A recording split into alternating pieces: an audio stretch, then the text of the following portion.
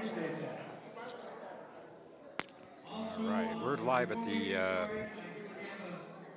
Masters tournament here at Sonny's Gym in Goodyear, Arizona. I can have you all rise, please, and give us a moment of silence as we do a 10 count for Eric Dominic Casillas, known as Dominic. His ring name was El Toro Casillas. He resided in Colorado. Embodied everything you could want in a boxer, including a love of the sport and appreciation for his opponents. He had a constant smile on his face and fought at Sonny's last year, as I said. He was looking forward to returning this year, but he passed away. Ladies and gentlemen, an honorary boxer's 10 count.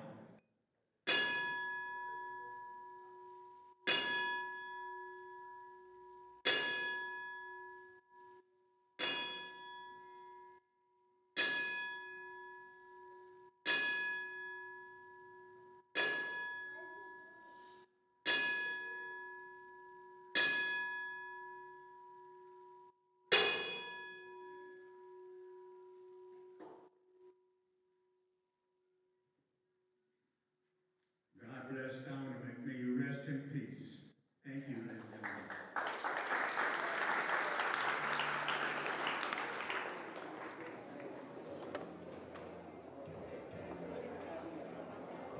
I want to go ahead and introduce you your officials again for today's show. I know I did some yesterday, but there are some different ones today, and we all deserve a big, warm welcome and applause. First, we have Albert Massoud from Tucson. Larissa from Mesa, Keith Greenberg from Phoenix, old man himself, Jerry Drinan from Phoenix, Mr. Alan Hutchinson from Phoenix, Mr. Dominic Clark from Phoenix, and without this gentleman next to me, came all the way from San Luis, Arizona, which is quite a drive to be here, your ringside doctor, Dr. Arturo Garcia.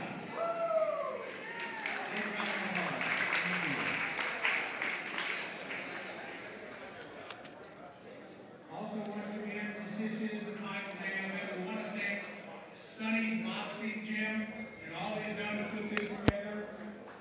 And that's a lot of work. So how about a round of applause for Sonny's Boxing Gym and his crew? Great job, guys. Thank you. Don't forget, please, no flash photography during the bout, no lighted videos during the bout. It's a safety hazard, and it's also Rule USA Boxing. Do not approach the ring. You are not a cornerman. Cornerman, you must be registered USA Boxing coaches. Now, I have one more thing to tell you, ask you to please rise as we honor our nation with the national anthem.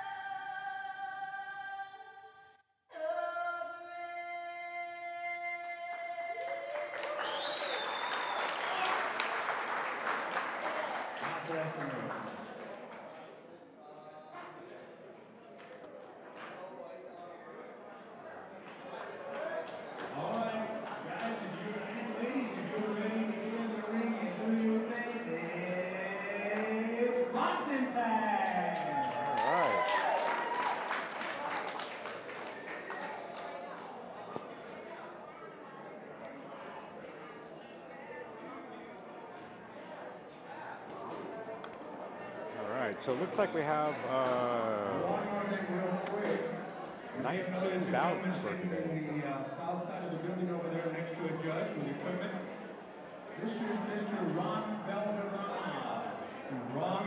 at ringside. He is live streaming this. YouTube. Anyway, Ron does a tremendous job of supporting our amateur program. We'd like to give him a big round of applause. Him and also reporting is Mr. Don Smith. Don, I don't see you out there. But you guys, thank you for supporting the amateur program. We really appreciate it. Big round of applause for both these gentlemen. All right. So our first bout's going to be Eric Lansby. He's going to be taking on Joshua Massoud. All right, we're ready for the first bout of this afternoon show. Boxing out of the red corner from Oklahoma, Eric Lansby. Boxing out of the blue corner from Texas, Joshua Massoud. Now we're looking to the first third man in the ring.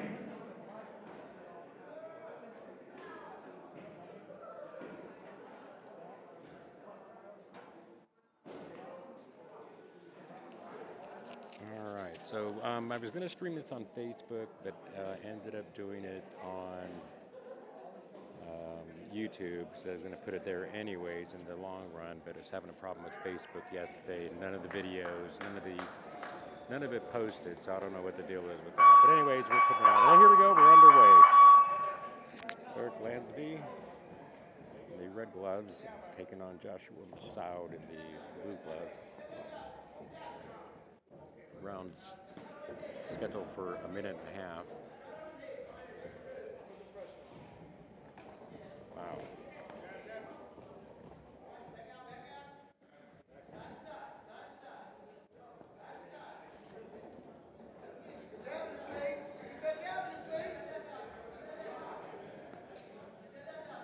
You saw these two fight yesterday, and it was pretty impressive. Eric Lansby's 39 years old, one in the red glove. Joshua Massoud is 37.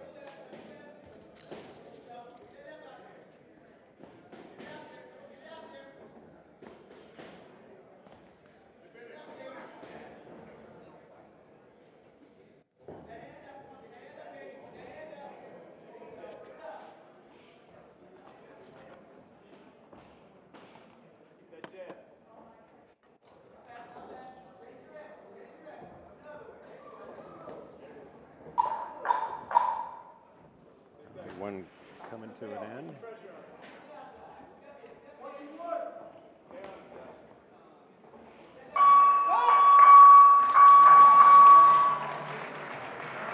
All right, that's a pretty good bout so far. Pretty exciting bout. And again, we have 19 bouts scheduled for today.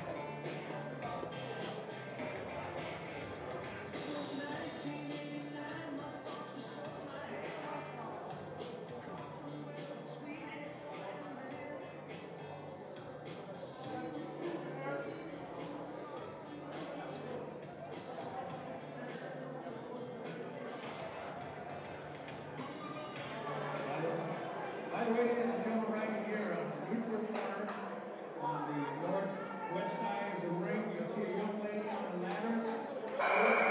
Photos, guys, for $25 please. Come and see her if you need one. Come and see her if you want one. Yes, come and see her. All right, round two underway. Eric Lansby taking on Joshua Massoud in the first bout of the second day, final day of the Masters tournament here at Sonny's Boxing Gym in Goodyear, Arizona. You're watching Eric Lansby in the red gloves, taking on Joshua Massoud in the blue gloves. Lansby hailing from Oklahoma and Massoud from Texas. So far, pretty solid action. Hard right by Massoud of the body. We watched him yesterday, or last night, I guess, but he had a pretty solid jab going in his bout yesterday. And again, Massoud into quite the little ring beast today. Guys are throwing some really hard punches.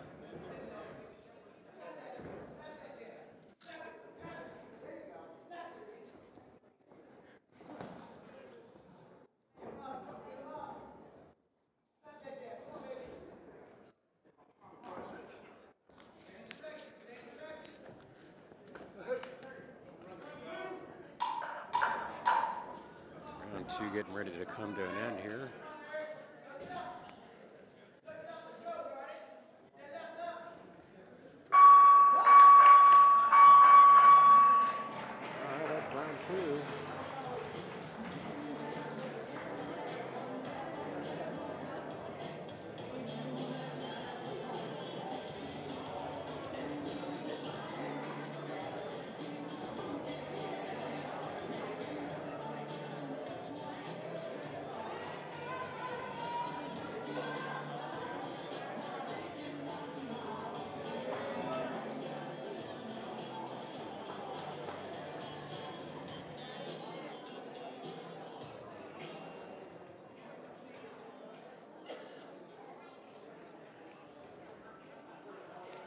And again, I apologize. We were trying to do this on Facebook Live yesterday, and for some reason the videos weren't posted on there. And I was planning on putting them on YouTube anyway, so I went ahead and doing it straight onto YouTube, on YouTube Live right now, and then that way everyone could see the bouts later on. I'll link it in my Facebook page as well once it's all done. In the final round, Eric Lansby in the red gloves taking on Joshua Massoud. And what has been a pretty impressive match so far. Massoud, which we watched again, like we watched him last night. But, hard right. Drops Lansby. 4, 5, 6, and that was a really hard shot. 8.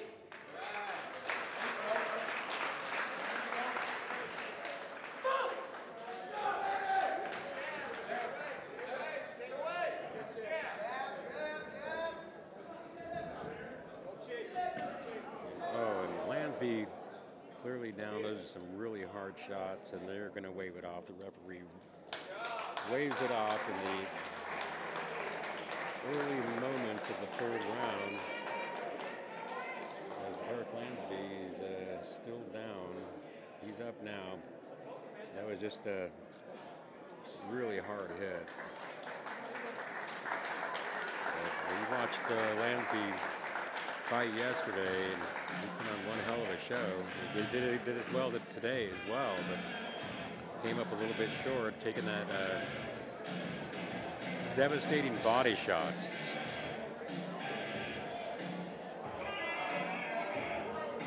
All right, I'm gonna put this down a little bit because I gotta type something. I don't have my tripod with this, but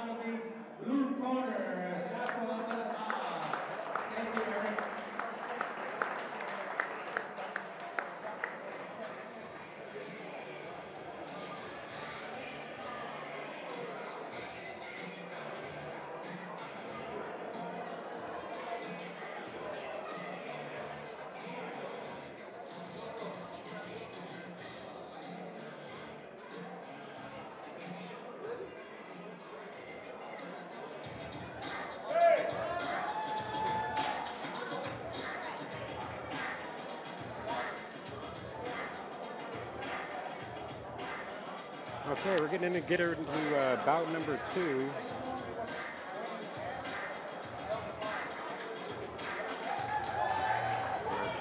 Alex Tillman's going to be taking on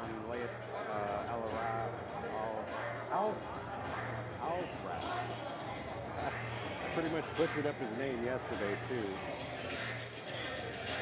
And again, he'll be taking on Alex Tillman. We'll take a look at Alex Tillman here.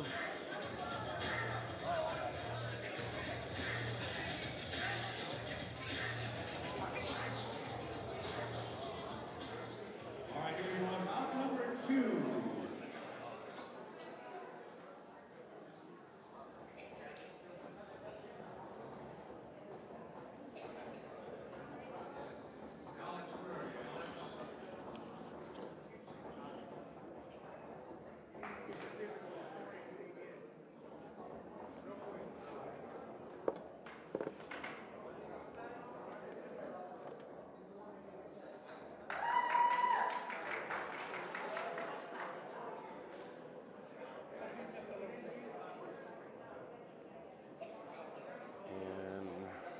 Temporary stoppage. It looks like the doctor is doing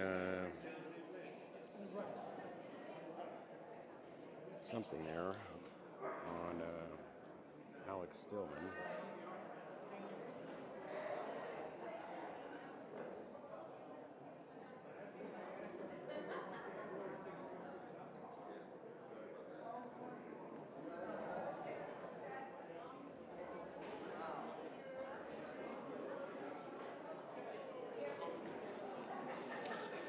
Again, you're watching the 2017 Masters tournament here at Sonny's Gym in Goodyear, Arizona. It's the second annual, and in a tournament that's quickly gaining recognition around the country as one of the finer Masters tournaments. And again, the Masters are kind of a different mix. They're older fighters. I can't remember their ages, but I think they're well into their 30s at least and on up. And of course, we watched a bout yesterday where there was a gentleman from Houston, Texas, 68 years old, and his opponent was 61.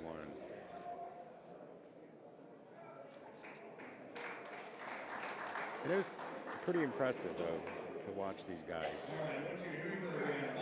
Definitely not in it for the money, but it's just their love for the sport, and they put on one hell of a show. Also from California,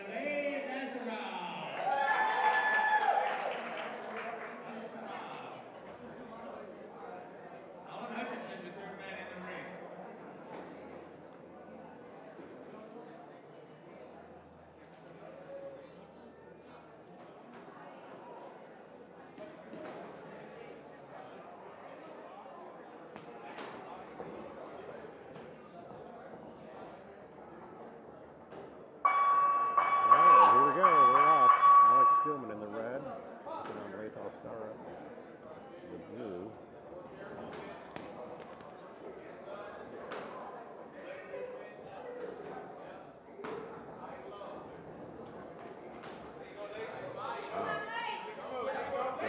Taking some action, and of course we watched late yesterday. Kind of started out kind of slow, really good boxing. Just that they only have 3 rounds to make their point.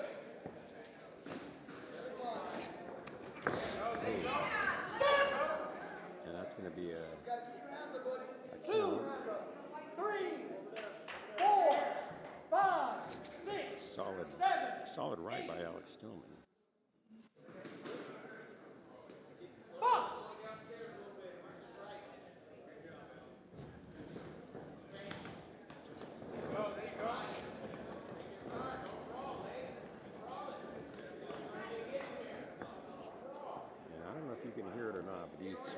These punches are pretty hard.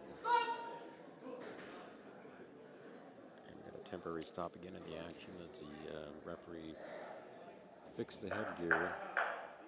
As the opening round's getting ready to come to an end in the final seconds. A pretty good round for Alex Tillman scoring that knockdown. It's a hard right.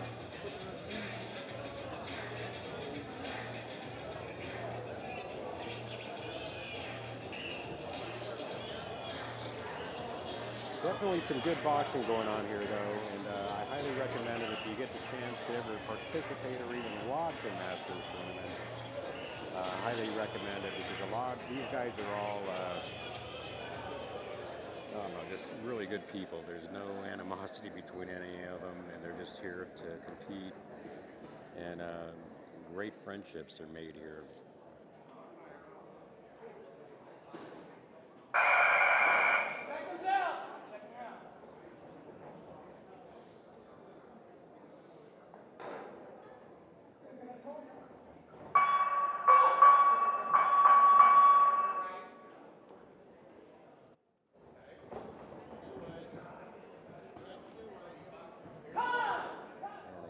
Referee calls time.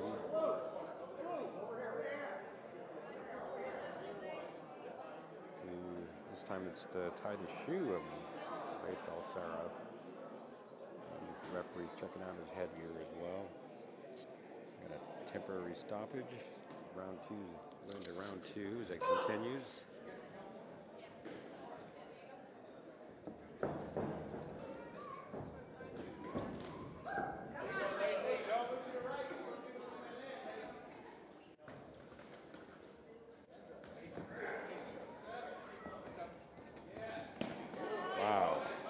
Tillman just poured him on with a barrage of punches and drops on Scarberry for a count. 4, 5, 6, 7, 8. What do you think? And Scarberry beats the count. The referee asked him if he wants to continue, and he pretty much said yes. Again, I think they're going to wave it off this time. And they do. The referee waves it off.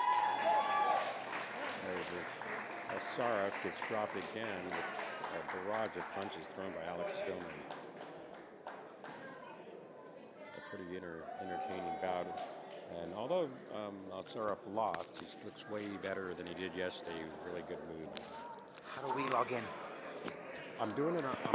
I'm actually doing it on YouTube because I was having a hard time streaming yesterday. So it's on YouTube? Yeah, Ron at ringside.com. Ron at ringside.com? Yeah.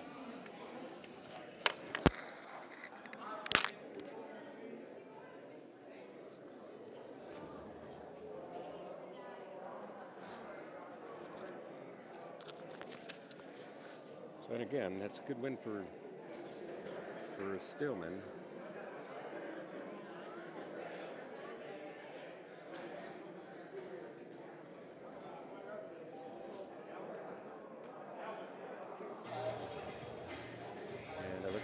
Saraf is okay. And not to cut him Saraf short, he's definitely a good boxer. He came up on the short end today. We watched him yesterday, and he started out a little bit slow, but he was a really good, smart fighter, defensive fighter. And again, this is looks like a championship bout. Looks like Stillman will pick up the belt on the third round.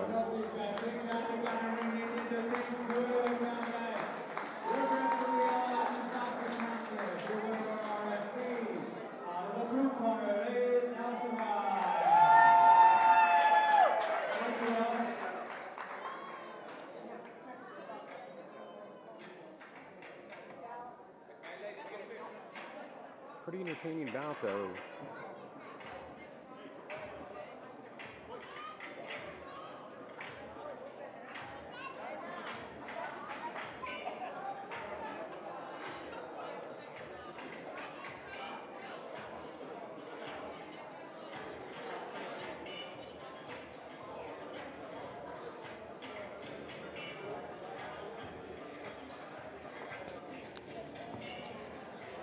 Again, I apologize. We were trying to do this on Facebook yesterday, but we're doing it live on YouTube right now. The entire 19 bouts. I'm sure they're going to have an intermission. We'll have a little bit of a break.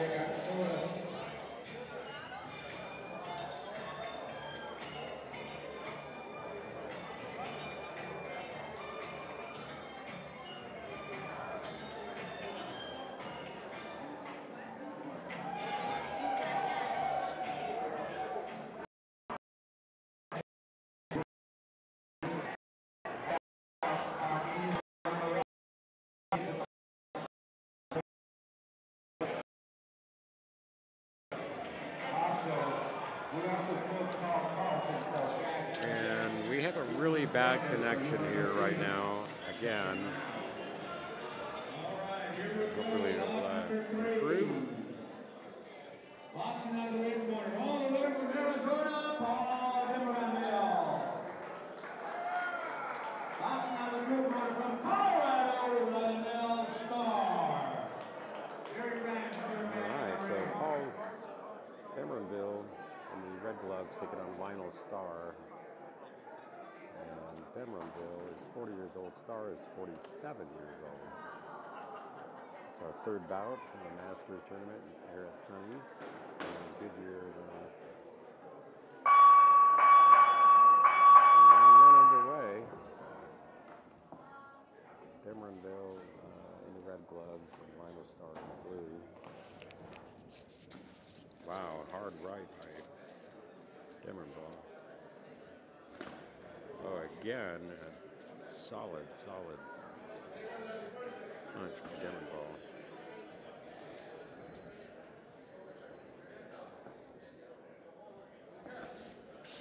Got some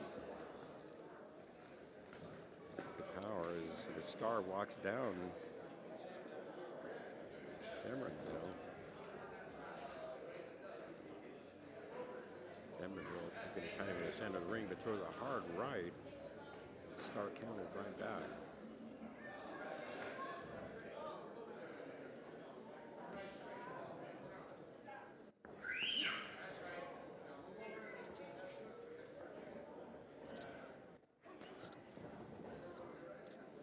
It's a good round.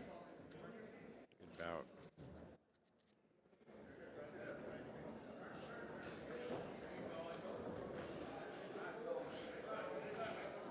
Denverville was landing some pretty hard punches. Had a long reach. Round one comes to an end there. That's a good round. Any action in that one.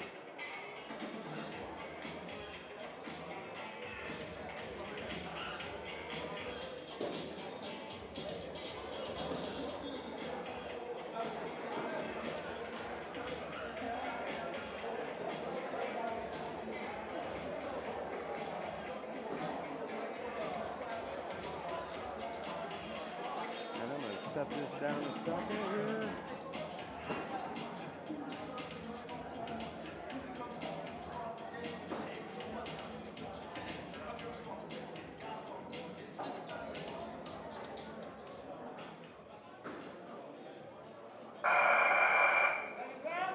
All right, second down, round two underway.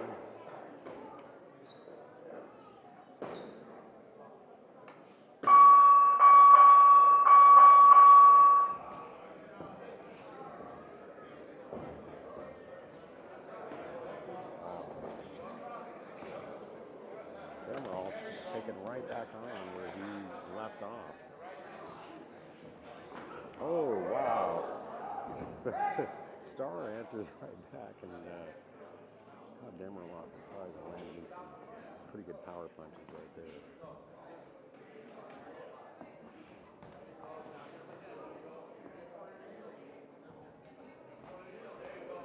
Yeah, this is a really good bout.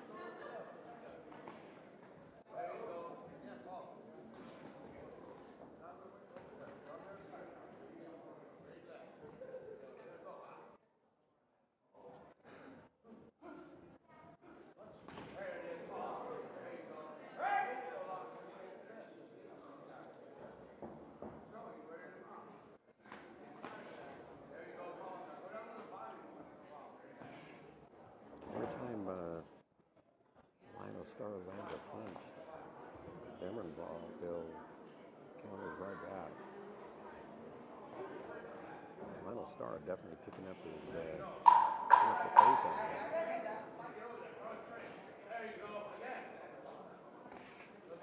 Some really good shots. Demeranville knocks him down. That's into round two. That was a pretty impressive bout. A pretty impressive round right there. Take a look at Lionel Star's corner.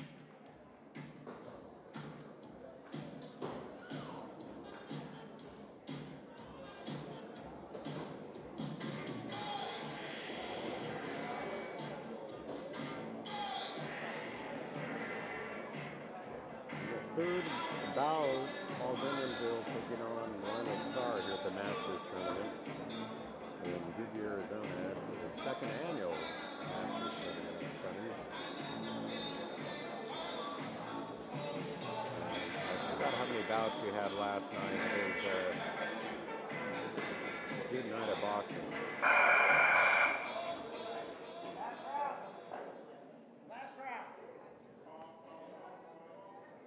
Third round.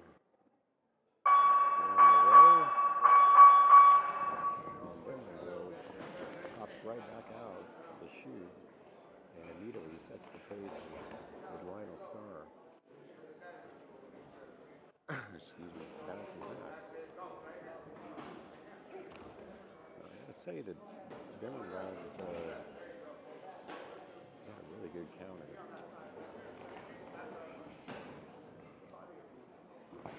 Wow.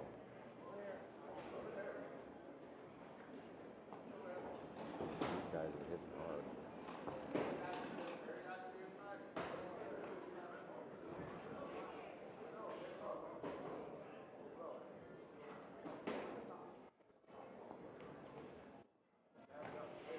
Wow, hard right.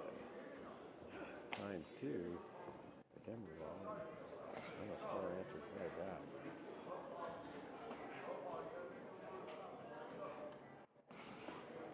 Man, these guys are hitting really hard.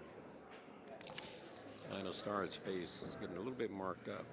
But he's definitely no quitter. He keeps moving forward on it. Oh, hard right by Denverville. The final seconds of the third round, the final round. And man, that was a good fight. Really, really good fight. And the crowd shows their appreciation. They definitely loved it.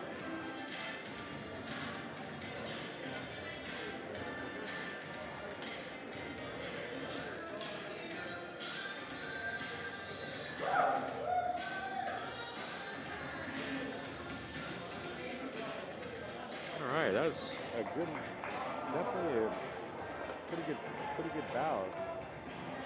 I think Demerville pulled off, good enough to pull off the win. Landed some pretty hard punches. Lionel Starr definitely put up a hell of a good fight. We'll see how the judges score it, officially anyway.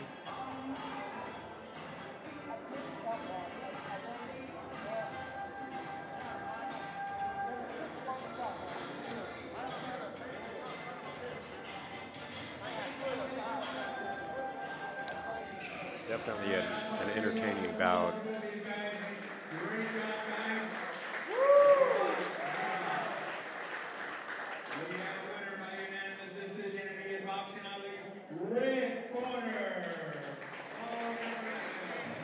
Paul Denverville picks up the belt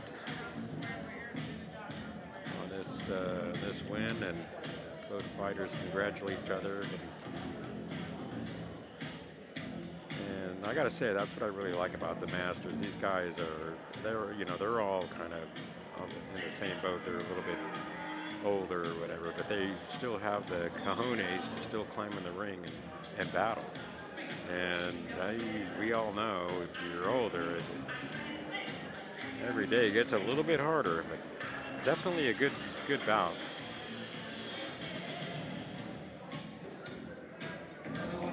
All right, so we're gonna have a female bout coming out. It's gonna be bout number 4.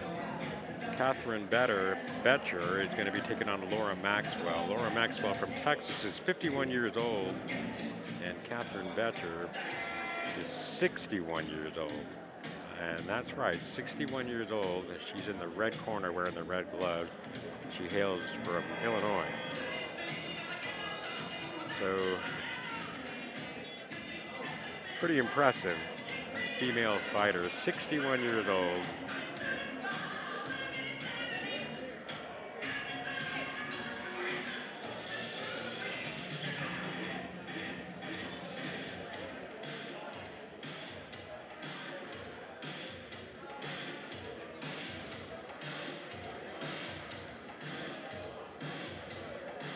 Wow.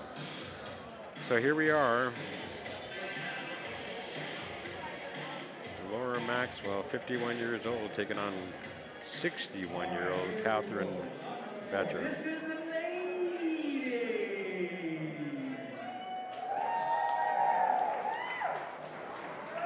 Boxing out of Texas, from the red corner, put your hands together for Laura Maxwell.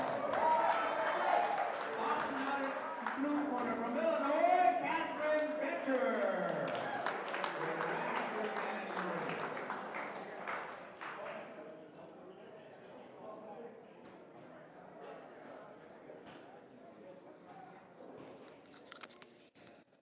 Be a pretty entertaining bout. We watched both of them fight yesterday, and good. And here we go. Laura Maxwell in the red gloves, taking on Catherine Boettcher in the blue gloves.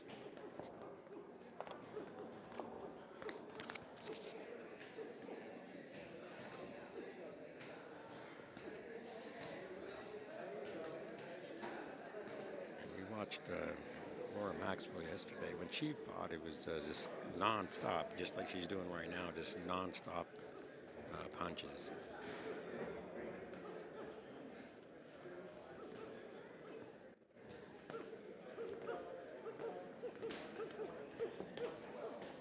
Wow. Again, Maxwell just throws a tremendous amount of punches. It's just nonstop, constantly moving forward, and maybe not the most powerful punches, but it's definitely many of them are landing, and they are. It's just a constant barrage of blows. She mixes it up pretty well, throwing both throwing left and throwing right. It's Catherine Boettcher. Looks for an opening, and she finds one there, lands out left.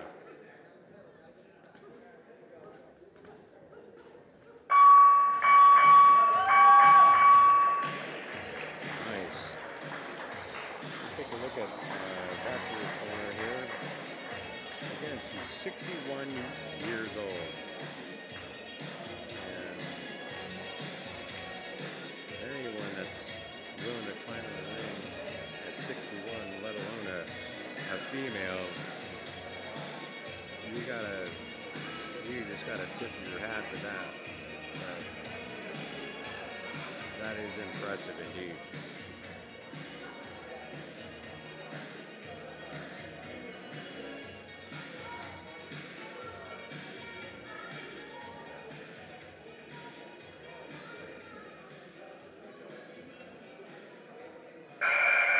Seconds out, round two, getting ready to get underway. Masters tournament, Laura Maxwell taking on Carlton Boettcher in the first female bout of the day here at Sonny's Boxing Gym in Goodyear.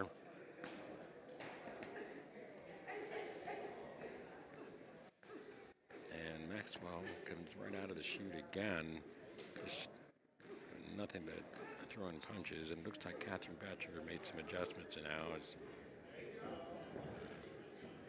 She was being more active, but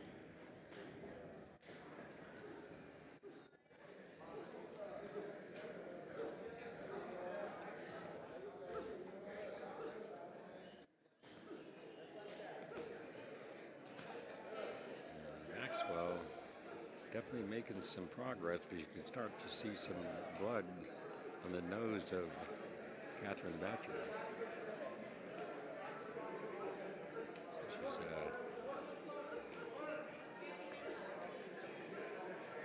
Definitely making a statement as that blood's beginning to really kind of pour out of Boettcher's nose.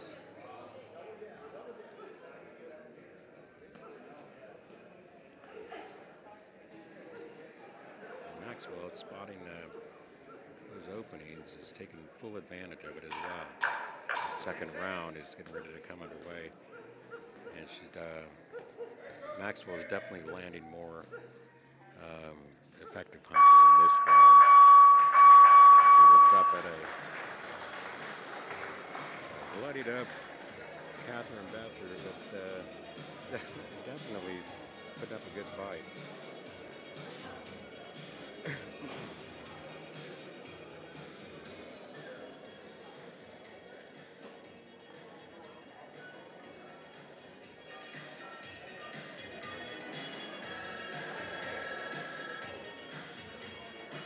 Definitely an entertaining bout. As we look in on Laura Maxwell's corner.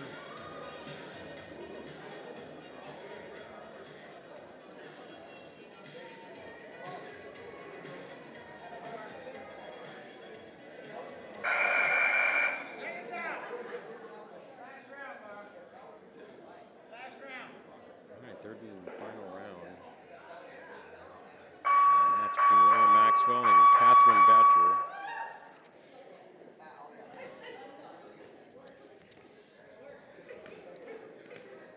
And Maxwell seems to be pouring it on, and of course the blood's coming right back in the nose of Catherine Boettcher. Maxwell's throwing some really effective shots and mixing it up with some looping hook shots.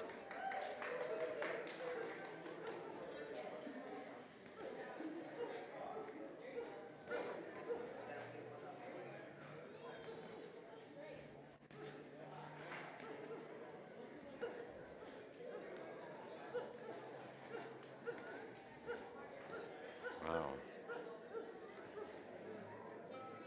And if you're a boxing fan, you can't argue skill that both these fighters are putting up, especially at their age. As Maxwell just continues to throw punch after punch.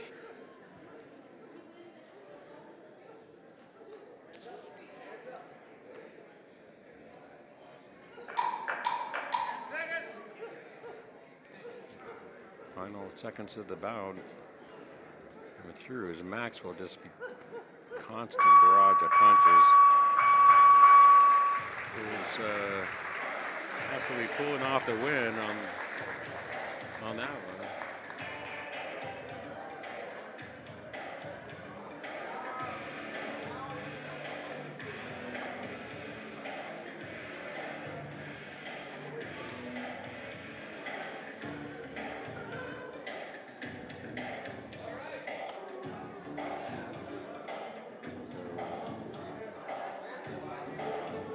How the judges score that, but I'm pretty sure that Laura Maxwell comes off that.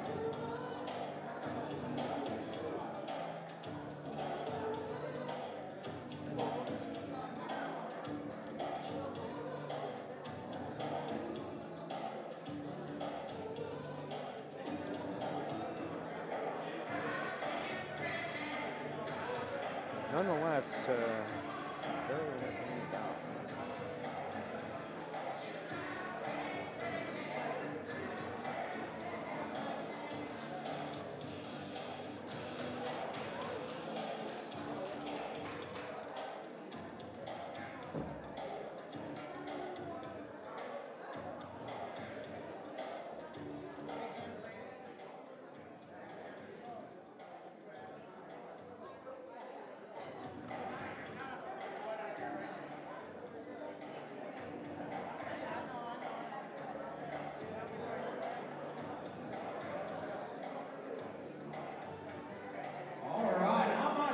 round of applause for these ladies, both of them. Great amount of courage. That ended. They did their thing. Thank you, ladies. We appreciate you immensely. We do have a winner by unanimous decision, and she is boxing out of the red corner, Laura Maxwell. Thank you, Laura Maxwell picks up the belt on a pretty impressive win. Non-stop punches that didn't look too like they had too much power, but they obviously did because the nose of Catherine Boettcher was pretty blooded up.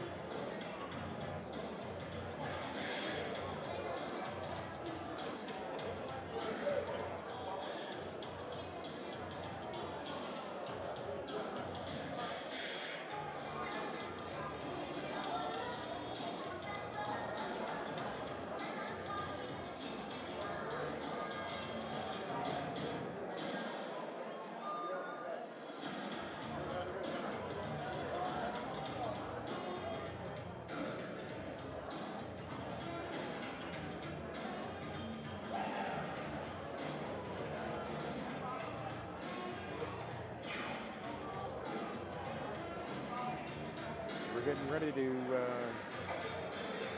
get ready for the 5th bout of the day. We just finished up a pretty impressive fight with Laura Maxwell and Catherine Boettcher. Laura Maxwell picking up the belt. This is bout number 5.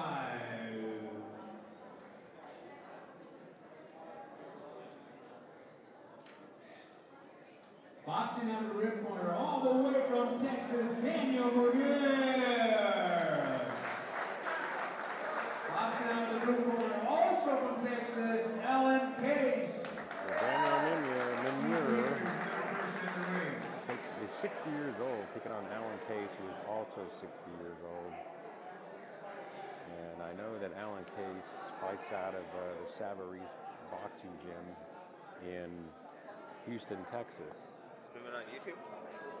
YouTube, run at ringside.com on YouTube.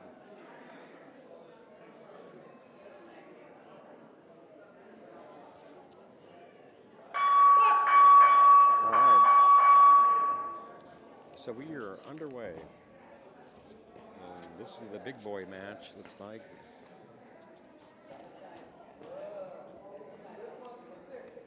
Daniel Minure is in the red gloves, Alan Case in the blue. The two tangle in a fisticuff. And they're pretty impressive. Both these guys, 60 years old. Wow.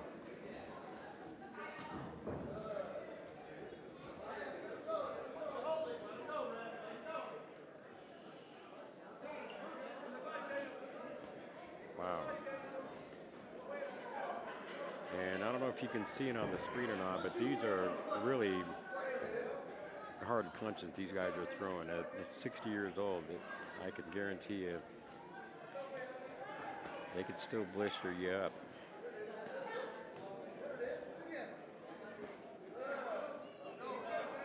But even look at those really hard body shots that Muir's throwing.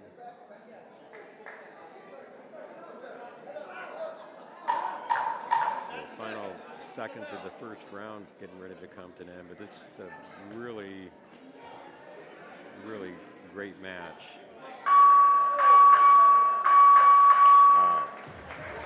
Let's take a look here at Daniel Minure's corner. And I gotta say, I'm pretty impressed. These guys as being, older gentlemen.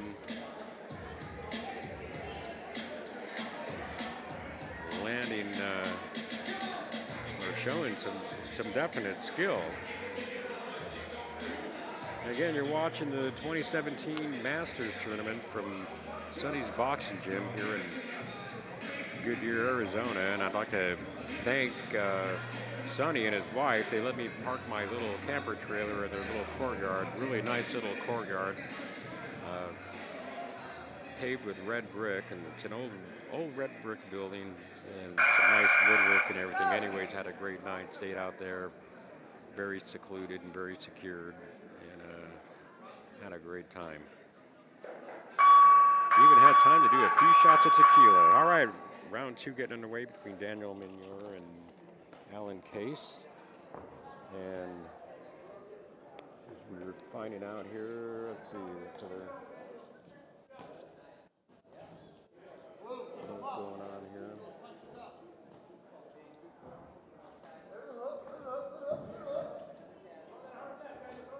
Well, this is really, look at Alan Case. I gotta say his strong point, he's got a really solid uppercut.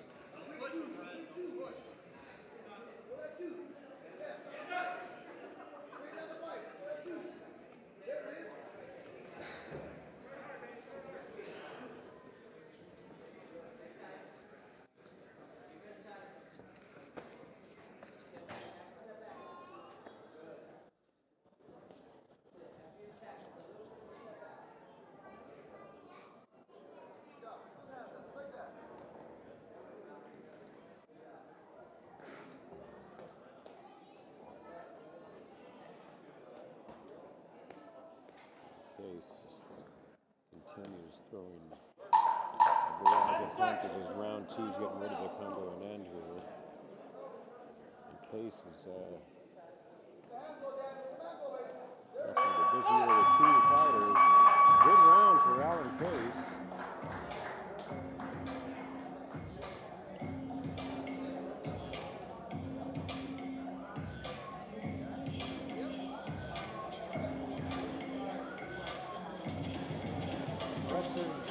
Impressive bout indeed.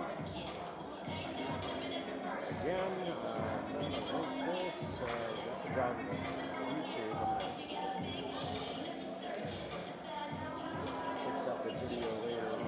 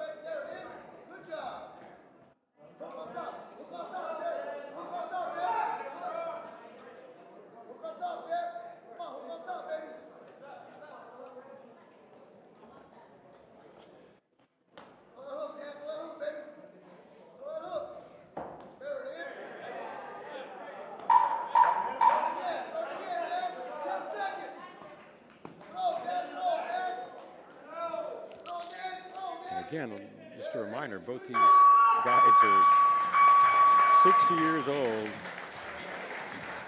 That bout comes to an end. That goes the distance, and a very impressive bout. Watching these two fight, and yeah, they're a little bit gassed out right now, but they went the distance and they put on one hell of a show.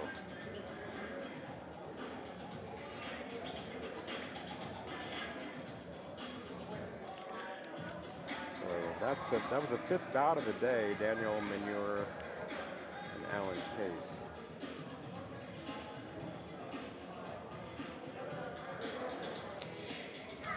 And again, Alan Case out of Scarberry Boxing Gym came down here with, I talked to Rick, I can't remember his last name, from Scarberry's promotion or Scarberry's gym there in Houston. A great facility, by the way. Came down with like three of the fighters, and from what I understand, I guess the Scarberry's promotion. All right, how about a big round of applause for these two guys? Help chip in, or may possibly pay for the belt. We do have a decision. We have a unanimous decision, and your winner is out of the blue corner, Alan Case. Thank you, Daniel. And Alan Case picks up that win on a UD win. Gotta say, he's pretty impressive with the. Write your name down there. With the. I'll see you Monday.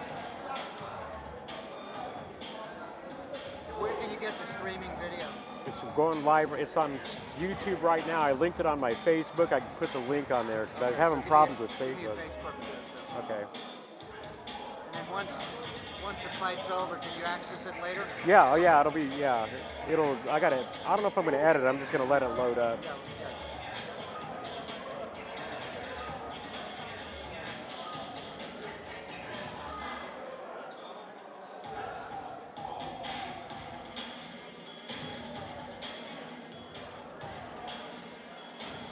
Impressive Thank fight you. yesterday. That Yeah, was thank you, nice, appreciate it. man. I'm fighting 18 today.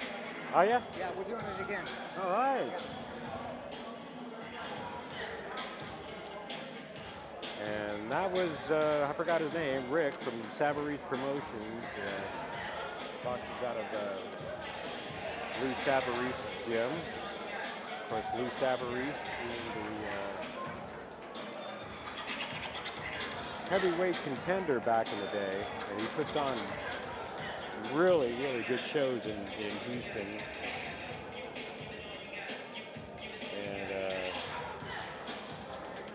Yeah, they're just really good shows. I think I've been to a few of them over at the event center over near where the Astrodome used to be. So Good, huh? but they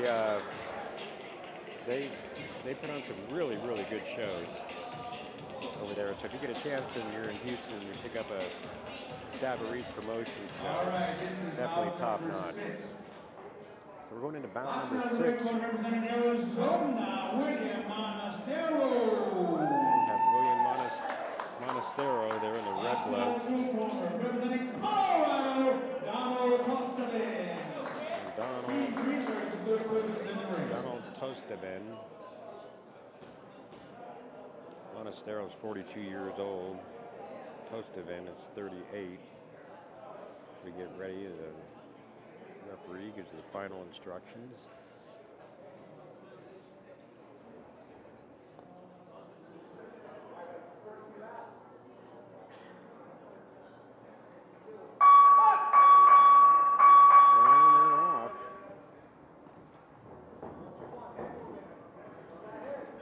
Hard right by Monastero, staggers Tostevin for a count. And that was a crushing hard right thrown by Monastero. Definitely had him dazed.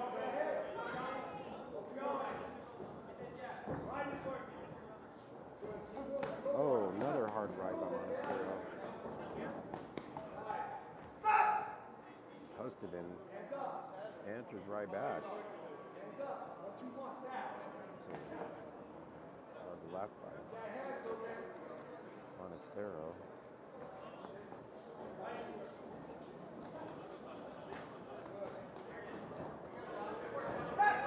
Wow. Tostevin is answering right back, and Monastero's getting second warning for, I believe it's rabbit punching. Wow. Wow, these guys are going toe to toe. Wow. Oh, and again, Tostevin's going to take a count. 3, 4.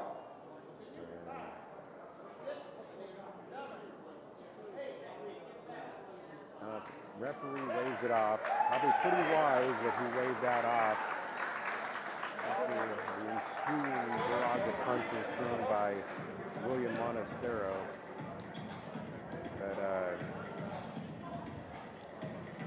Donald Tostevin definitely put up a good fight and was answering back on and landed some really good punches of his own on that. That's a damn shame that one didn't go like the full distance, because that was a very entertaining bout to catch.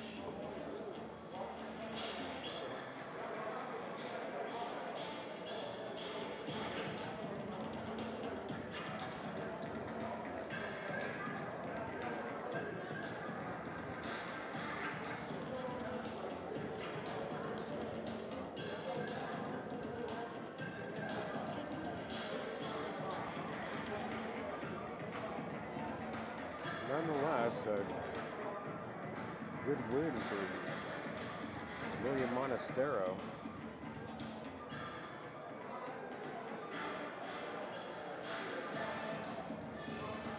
All right, give these guys a big round of applause. Great round of applause, ladies and gentlemen. A lot of effort out there. Great job, guys. Your referee, Keith Greenberg, stops the contest. Your winner out of the red corner, William Monastero. Thank you, Donald. Good bout. That was a nice bout to watch. William Montecero picked up the belt. Great win. Good fight though by Donald Tucks again. Even though he dropped it a few times, managed to battle back. But unfortunately, when you get a hit like that, and you get staggered in days, it's hard to get your bearings back again.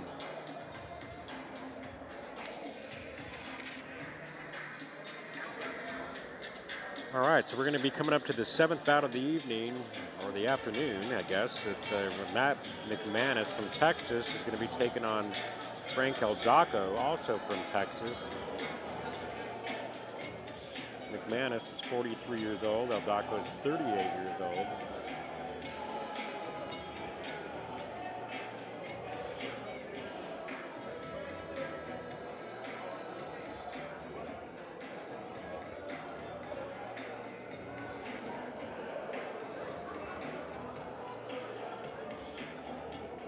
Again, we're getting ready to get underway for the 7th bout of the afternoon here at the Masters Tournament at Sonny's Boxing Gym in Goodyear, Arizona. The 2nd annual.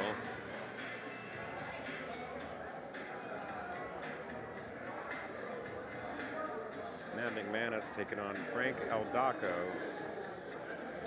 Should be getting underway here in just a few moments.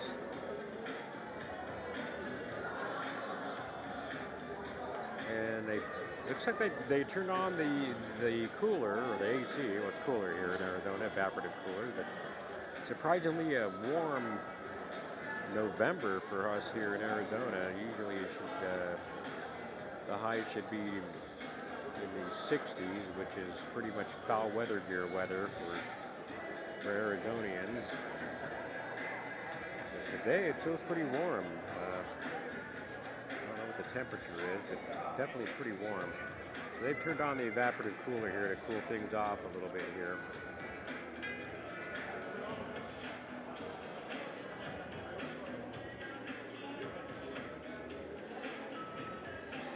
Okay, so we're waiting for Franco Baco. He's off to my left here. I don't want to move the camera. There's a little bit of a delay in that. Getting his gloves put on right now. The bout should be getting underway in just a few moments.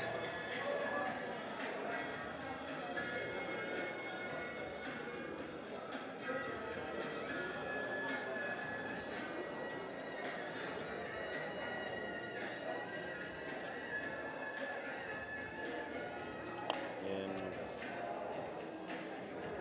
we have 19 bouts scheduled for today.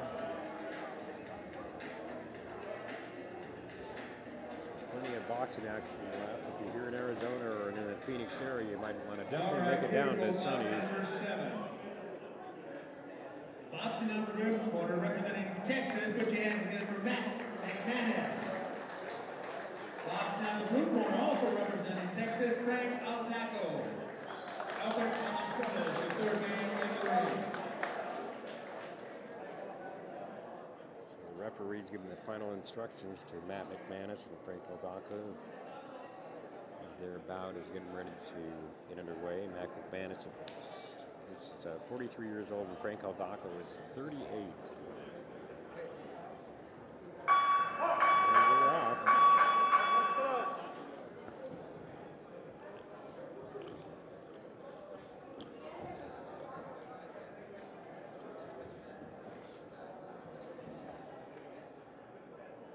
Fighters still kind of feeling each other out here.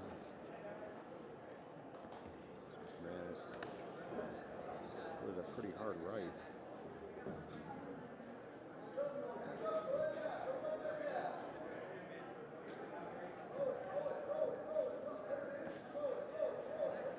Baco's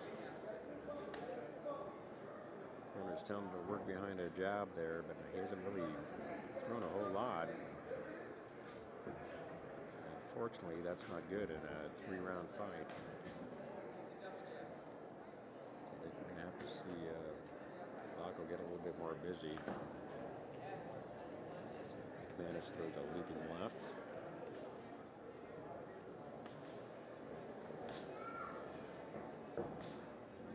Most of the punches are being blocked.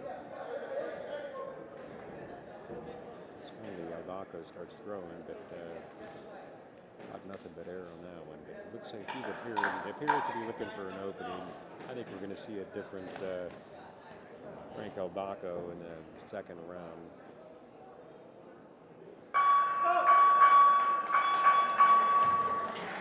Round 1, Matt McManus and Franco Baco. Both of them from the great state of Texas.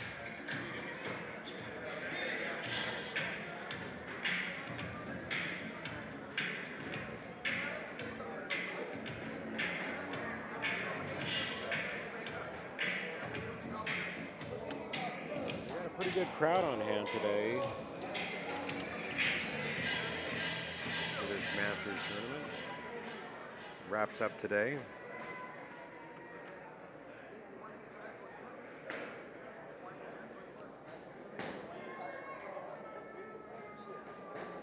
Getting ready for round 2. Seconds out for round 2. You're watching Matt McManus take on Franco Baco. Matt McManus in the red gloves, Franco Baco in the blue. Round 2 is underway.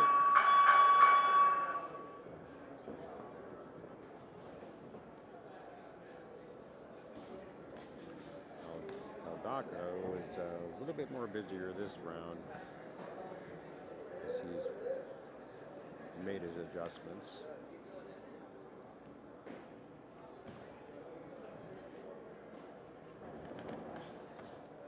Oh, nice counter by McManus.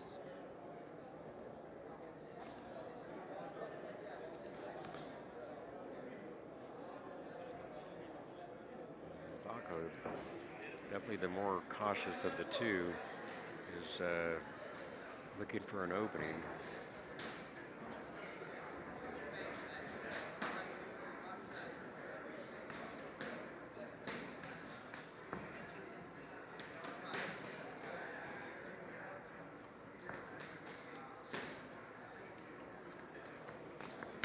Oh, finally there, Baco lands a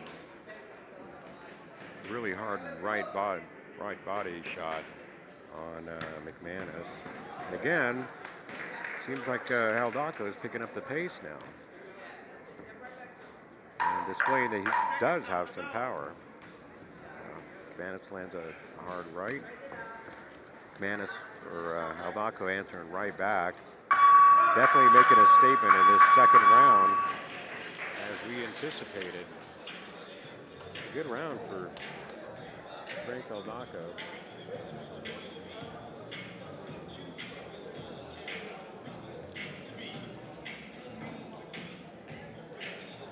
Good round.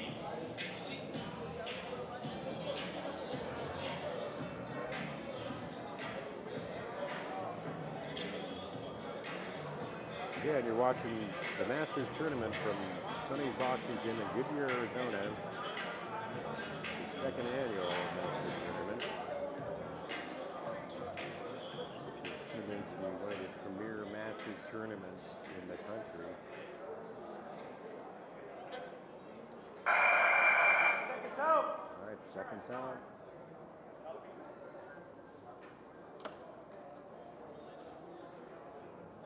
This round getting ready to get underway. Matt McManus, Franco Baco. Baco in the blue gloves, McManus in the red. And Baco is starting to throw more punches in this round, trying to keep that fight in the center of the ring and walking McManus down.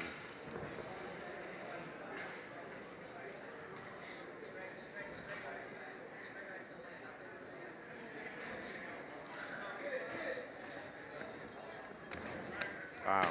Oh, wow. And Baco is pouring it on now and displaying some tremendously hard hits. with lots of power. He started out kind of slow in that first round, but we're definitely picking up the pace. And I'll tell you what, the guy's got some power. He's starting to show it now. He's landing pretty much punches at will.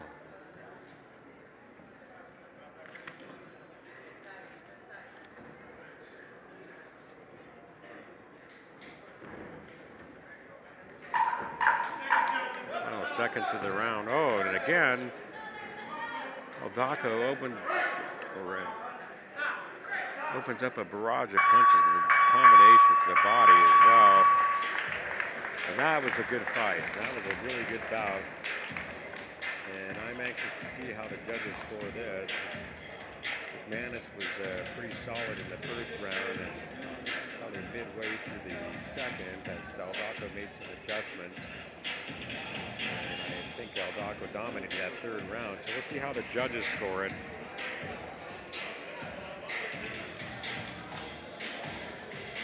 But nonetheless, a great bout. Both fighters putting up one hell of a show. And it goes a distance as well, and that's not very easy.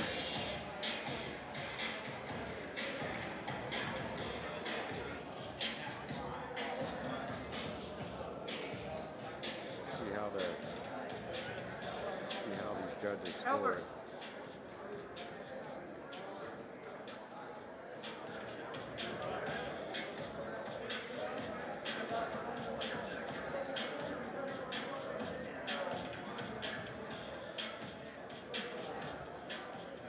All right, let's give both these gentlemen a big round of applause. Great job, guys. Thank you. Great job, indeed. We're going to have a winner by unanimous decision, and it is boxing out of the red corner.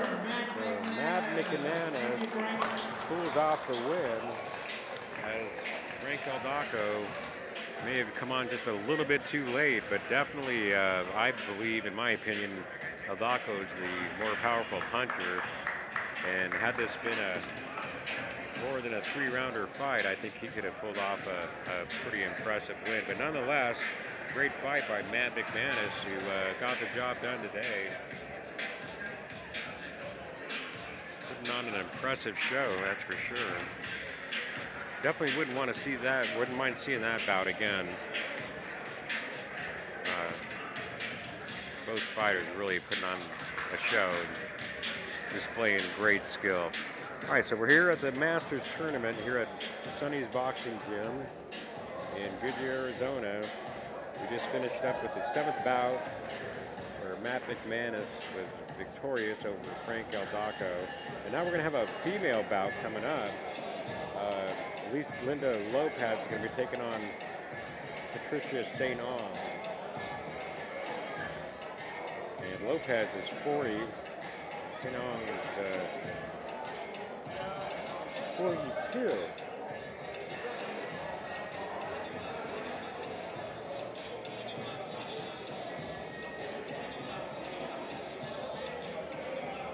Should be a pretty entertaining bout to watch.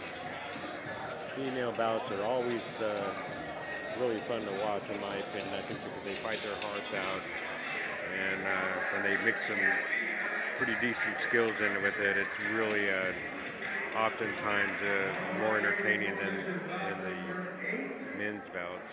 This is the lady. Watching out of the red corner, representing Arizona, with your hands together, Linda Lopez in the red corner. Also representing Arizona, Patricia Stonge.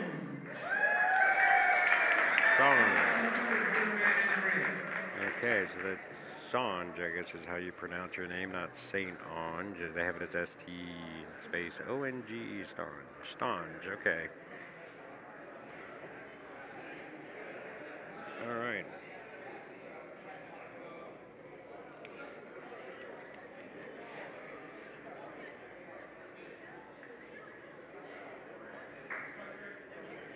Bout's getting ready to get underway in this 3-round bout, and we're off. And Linda Lopez comes right out, working the body and mixing up with some nice combinations. Stonge is kind of answering back, but definitely Lopez being more aggressive in this opening round. As Stonge lands a nice right, the two tie up on the ropes. Watch out, guys.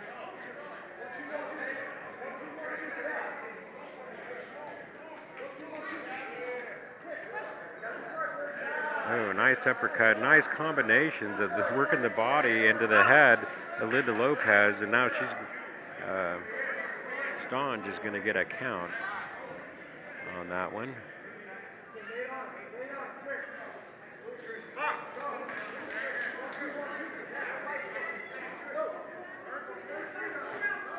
Lopez walking down Stonge.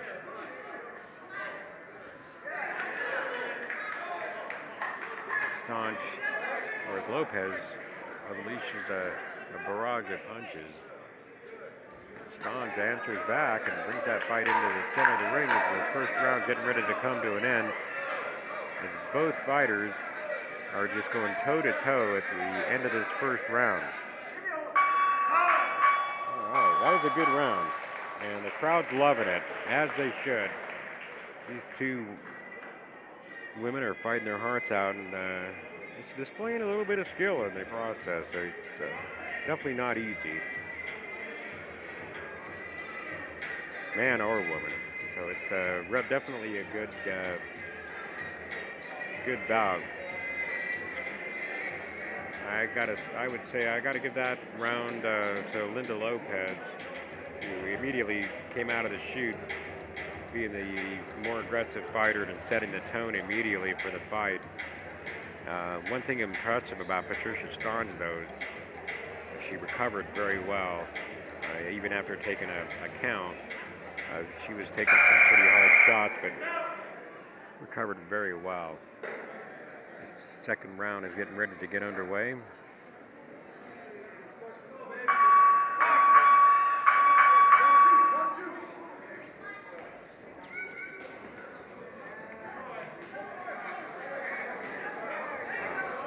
Again, Linda Lopez picks right up where she left off. Stonge answers back. And Lopez just continues walking Stonge down. Stonge lands a nice right. And again, we're going to get another count for the second time in this bout. Patricia Stonge taking an 8 count. She looks okay as they get underway. Resume the action. Hard right by Stonge, but then Lopez continues to walk Stonge down.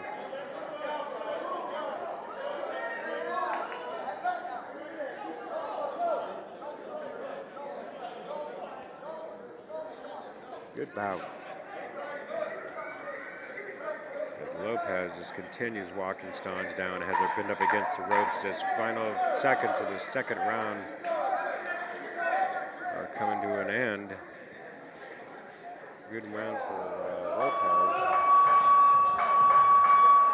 who clearly has to be ahead on the card.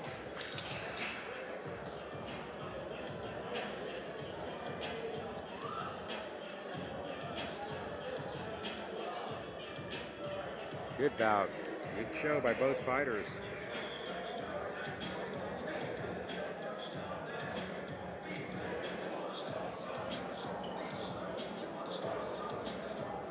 Let's try to adjust his camera a little bit here.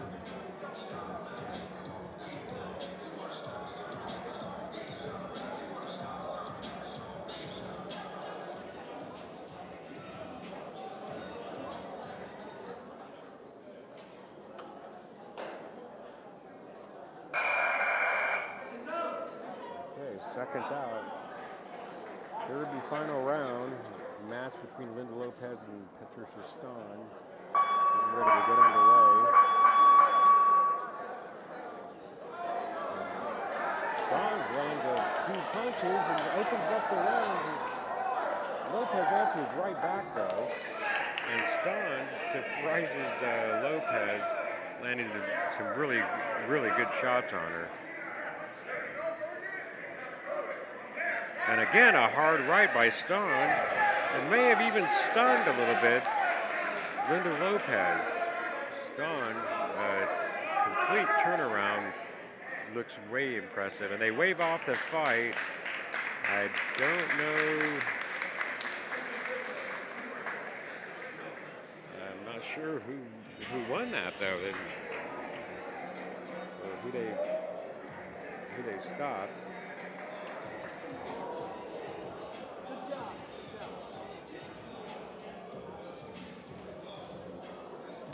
Wow, that was an entertaining third round. I wouldn't mind seeing the end of that one.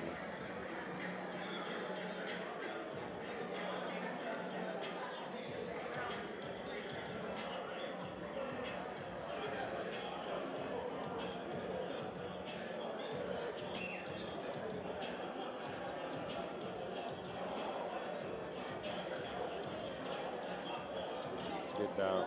Definitely a good bout.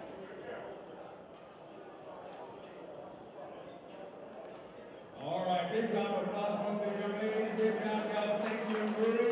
Great job. Your referee, also Danielson, is now the contest. Your winner of the ring corner is Lopez. Thank you, Danielson.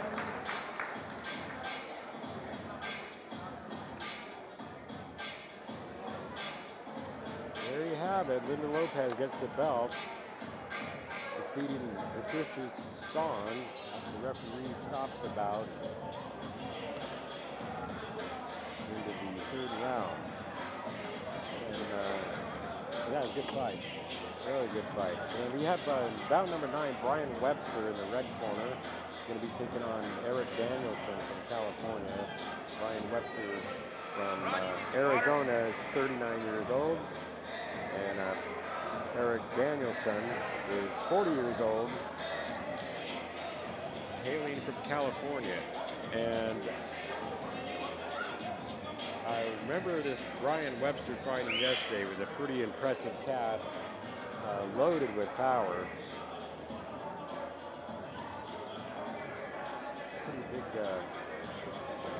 Pretty big build. Out of Santa Clara boxing. Thank you, Jeff. I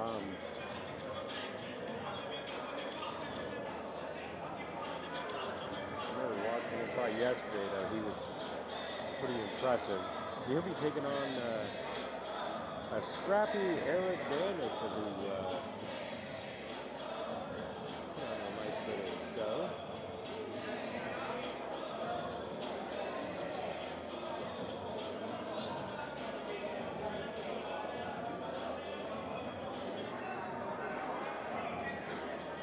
Again, this is bout number 9. Brian Webster in the red glove taking on Eric Danielson in the blue. Webster's 39 years old and Danielson is 4 years old. Bout number 9, boxing out of the red corner, representing Arizona. Put your hands together for Brian Webster. Boxing out of the blue corner, representing California, Eric Danielson. How much of the third man?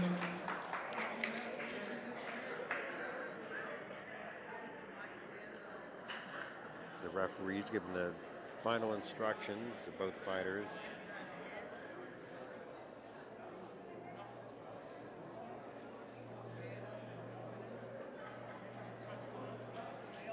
In this 9th bout, the 2017 Masters tournament here at Sonny's in Goodyear, Arizona.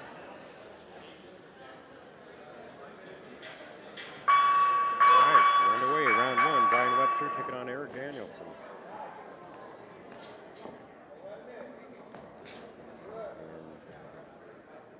And Webster, I know we watched him yesterday. He's a really powerful fighter. Eric Danielson. Wow. Eric Danielson showed, you know, even though he's the shorter fighter, is holding his own.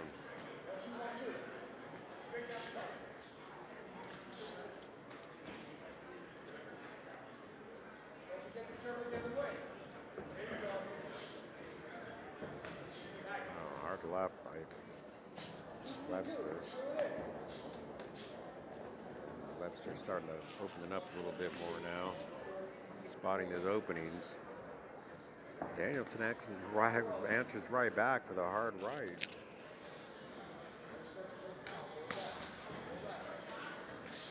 And a lot of the punches Webster is blocking, but the ones that are getting past, I can guarantee you, Ryan Webster is feeling those.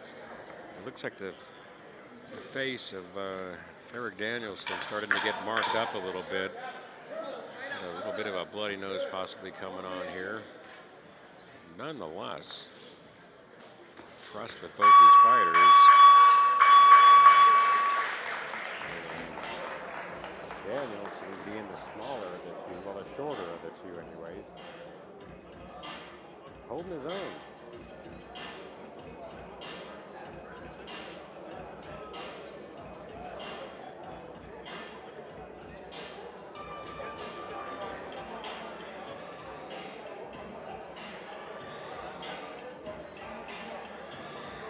Good bout, though.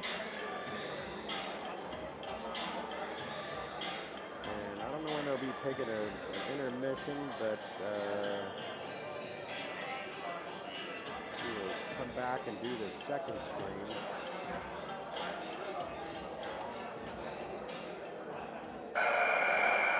Seconds out. All right, seconds out. Round 2.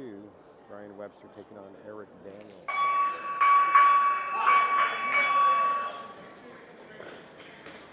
Again, Danielson moving forward.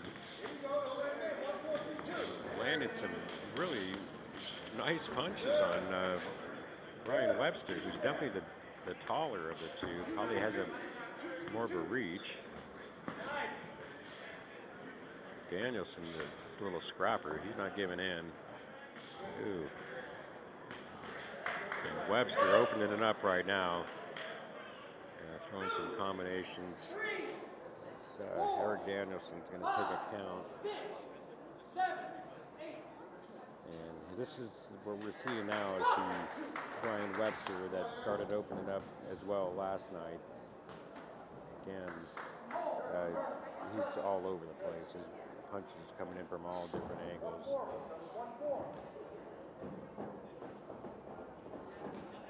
Nice uppercut by Webster. 1-2-1-2. Stay busy. Full time now. 1-2-3. Quick.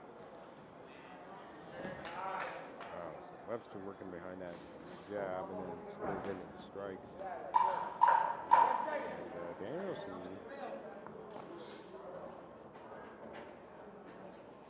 still, even after all that, is holding his own pretty well. Round 2 comes to an end here at Sonny's Boxing Gym. Watching Brian Webster take on Eric Danielson. Pretty good bout.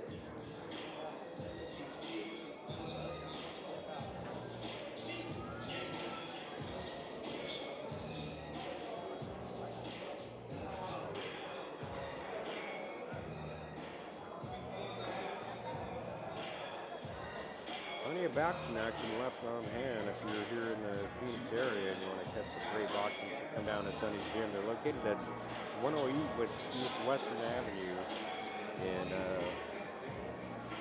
Goodyear, on the northwest corner of Litchfield Road and Western Avenue. Again, that's 108 East Western Avenue.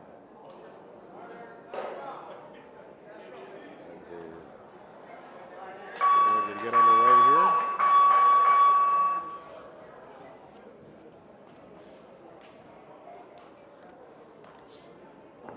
Again,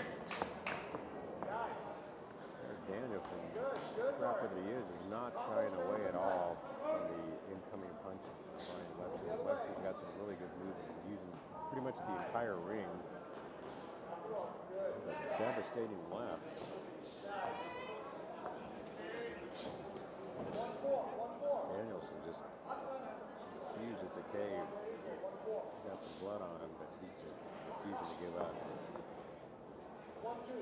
1-2 all night long now. 1-2. 1-2, 1-2. Keep pumping that shit. Good.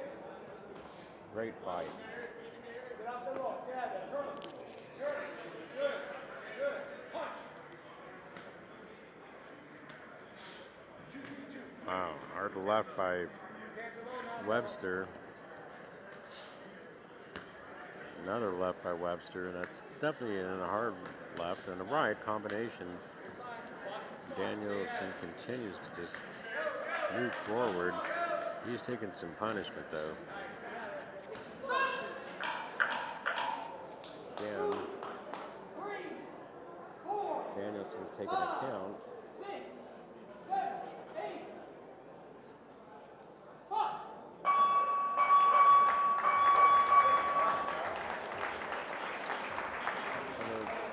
Final seconds of the round, and Webster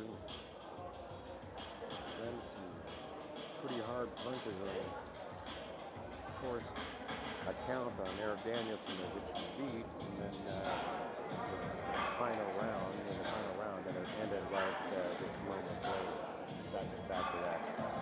Pretty safe to say Brian Webster would pick up this win, but Eric Danielson has to go.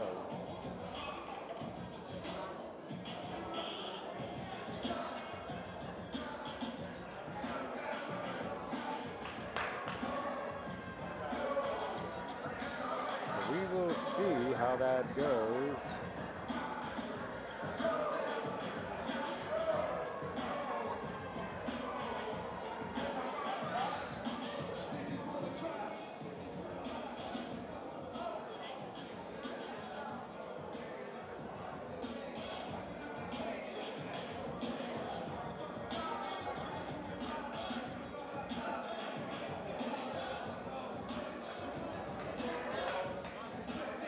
Pretty impressive bout though. You gotta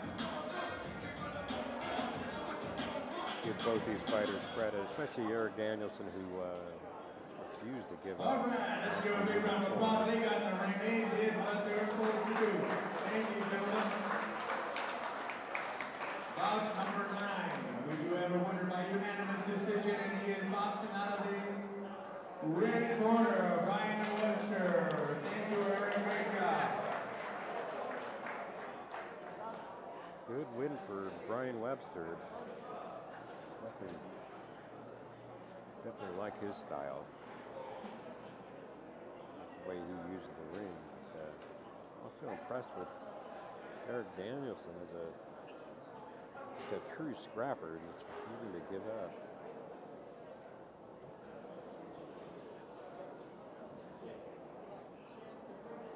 So our next bout, 10th bout of the day, is going to be Tyson Stewart from Arizona. He's 44 years old. Taking Colin from California. He's 41 years old. And I'm going to step out for just a moment, but I'm going to leave this camera running so you guys can watch this fight. And I will be right back.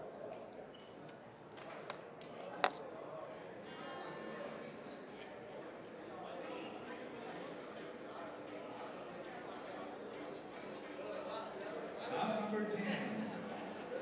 Boxing out of the red corner, representing Arizona, Tyson Stewart. Boxing out of the red corner, representing California, Colin.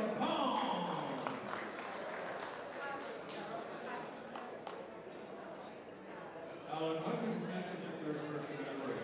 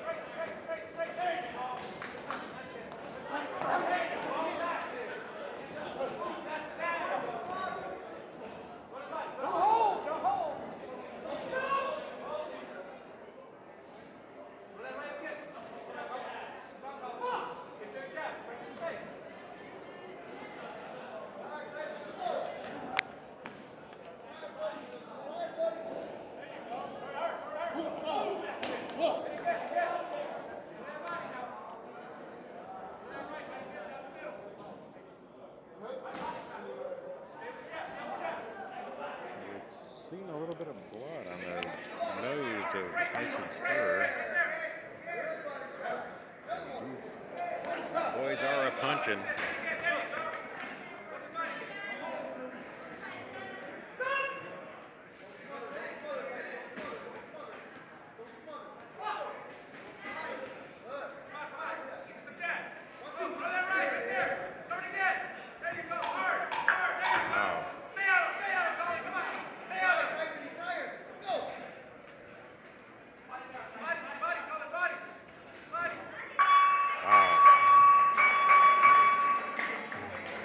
Good bout.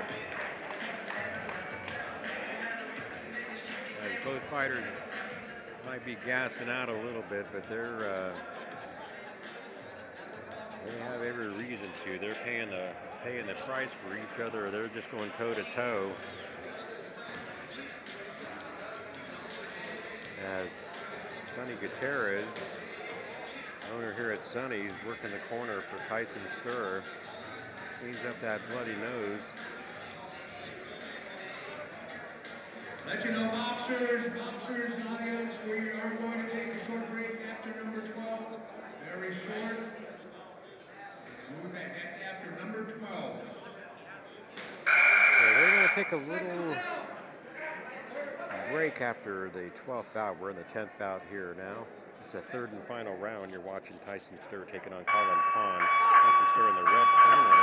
Comes straight out, trying to make a statement, knowing this final round needs to count. And these guys are the real deal. They're throwing some really hard punches. Stir just opening up a barrage of punches on Colin Pond. Arms, probably both fighters probably feel like lead weights right now, but they Stir just staying the busier the puncher, working that body on Colin Pound, and wow, Stir just works up an uppercut, just being the aggressor in this round, landing punches at will pretty much, just working that body. Colin showing tremendous heart. Oh. And I wouldn't be surprised if this, we're in the final seconds here, but I'm surprised that he's not getting a count. But, and that was a great bout. Great show of heart by both fighters. They put on one hell of a show. That was a good bout. That was a really good bout.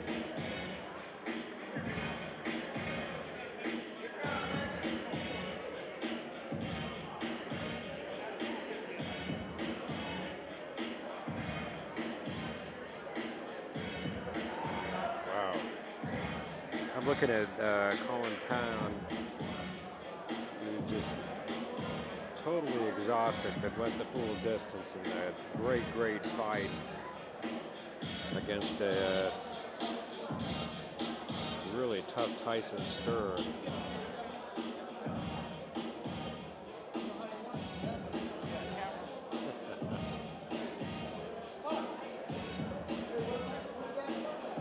That's a great bout. Definitely one of my favorite bouts of the day. And again, these guys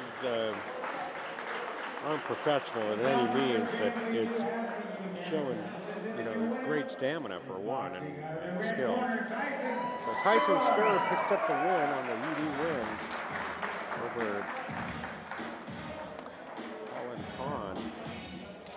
And that was a thoroughly enjoyable bout to watch as these two titans tangle in the ring. All right, so we're going to have Richard Soto, one of my favorite referees or favorite people in boxing, period, going to be officiating this next bout coming up. It'll be the 11th bout. having a scrap with a Brad Carlton over there in the red corner, or the red glove, taking on Ken Edwards. Brad Carlton is from Arizona. Ken Edwards is from Minnesota, it looks like. And Brad Carlton's 46 and Edwards is 41 years old. This could be a pretty exciting bout as well. I mean, we watched these guys fight yesterday, and they, I like the way that Carlton's full of energy. Tucson, Arizona. Take a look at Brad Carlton. And the blue card coming to us from Minnesota. He will warm Arizona welcome for Kent Edwards. The referee for this bout is our chief of officials for USA. This should be a pretty good bout as well. All of the bouts have been pretty dang good, but I think we're going to see some high intense scrapping going on here in this bout.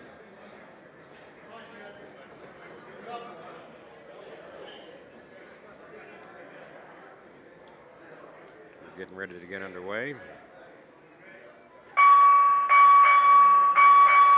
we go. All right, right away. So I knew it. This is going to be just an impressive bout. I hope it goes a distance, but these guys are throwing some serious blows. Both of them pretty speedy as well.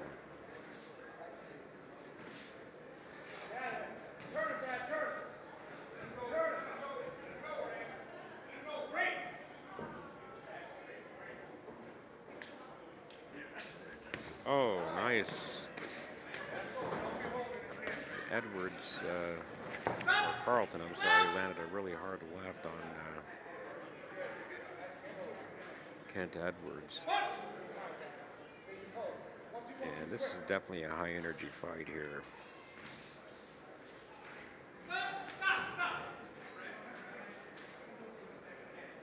Richard Soto giving Brad Carlton a warning for rabbit punching.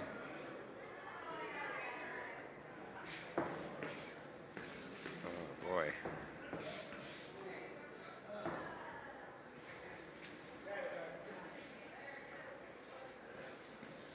These two just tanking. I don't think it's going to be. Oh wow. Carlton landed some really nice blows. Combination, just a really high punch count. Both fighters just going at it. I don't know how many punches they threw that round, but it's pretty impressive nonetheless. Great fight. Good round for Brad Carlton on that.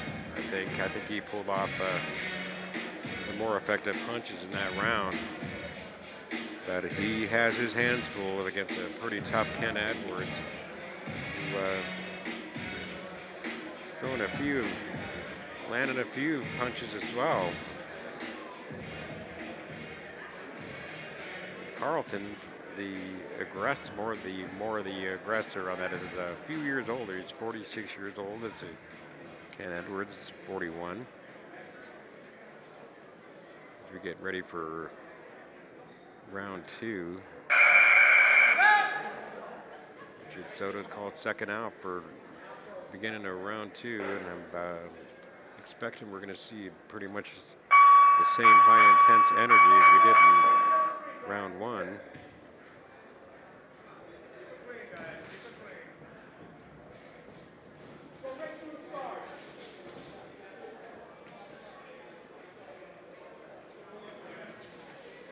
Wow.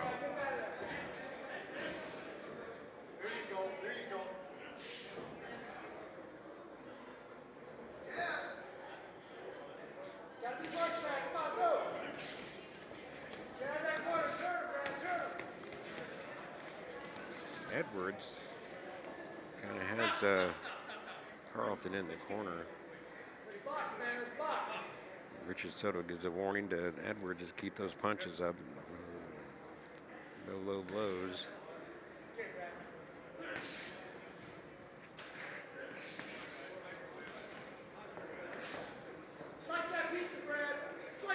And Carlton fighting right now, but he's fighting a really nice defensive fighter.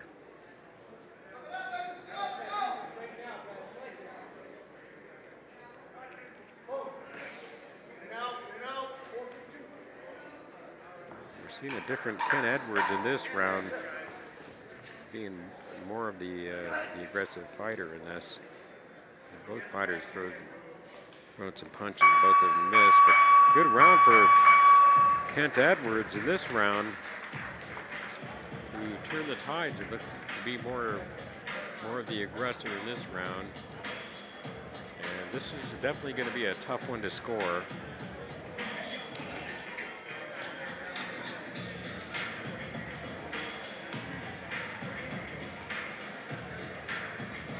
Again, you're watching Brad Carlton take on Ken Edwards here at the 2017 Masters tournament here at Sonny Gym in Goodyear, Arizona. Still plenty of fights left. Still have 8 fights left.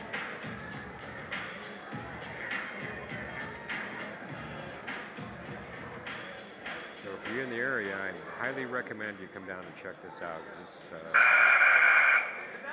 very entertaining tournament. Very, just some good plain boxing to watch on a Saturday afternoon. Round 2 gets underway.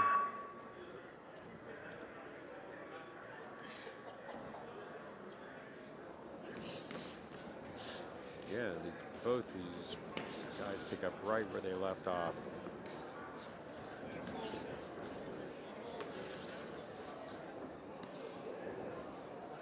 Edwards is going to town.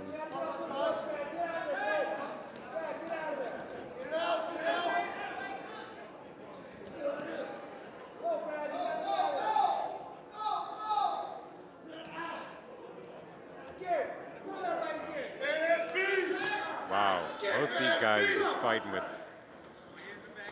intense.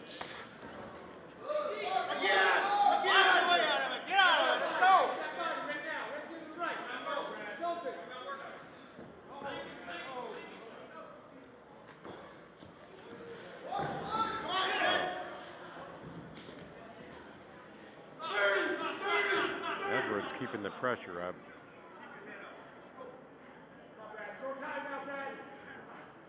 And I think Carlton may be gassing out a little bit.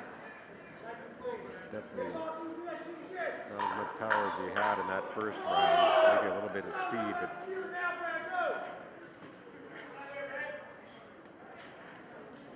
wow. So Edwards definitely turned the tides on this. And that was the 3rd round. I'm sorry, not the 2nd round.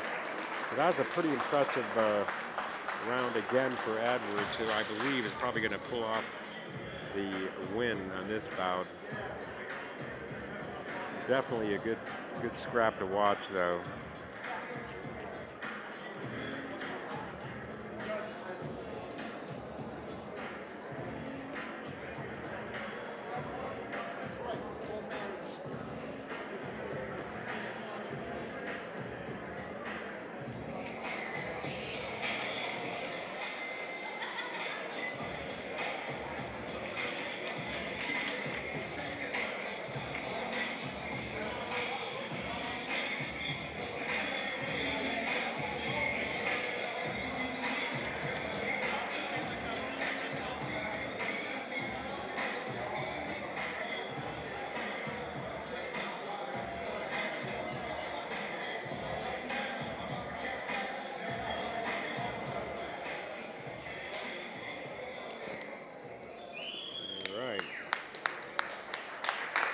Crowd showing their approval and their appreciation for this bout, because these two guys fought their hearts out. And a lot of times there's a lot of shame. It's just a shame that there has to be a loser in this, because these guys gave it their all. For bout number 11, we have a split decision. Got a split decision. Your winner, in the blue corner, Kent Edwards. Kent Edwards picks up the SD win in an impressive turnaround, because he was definitely down in that first round as a more aggressive Brad Carlton seemed to be setting the tone early for this fight, and then Edwards just turned it all around and picked up a belt in the process. So we're going to be coming up on bout number 12. Thomas Fallon's going to be taking on Rodney Drinan. And Thomas Fallon traveled all the way from Massachusetts. He's 51 years old, and Rodney Drinan is, I believe, out of Scarberry's gym over in Houston as well. So you got to respect these guys that travel. I certainly do. Especially for Thomas Fallon to come all the way from Massachusetts, because that's a long haul for him. And they very little time to adjust to the time difference and the climate, for one. And I can guarantee you right now, for Thomas Fallon, this is like a heat wave, this kind of weather here in Arizona. So he's battling more elements than just his opponent in the ring, and we got to always take that into consideration for these guys, especially being at 51 years old. You're not young, little chipper guy that you used to be. I know I'm definitely not.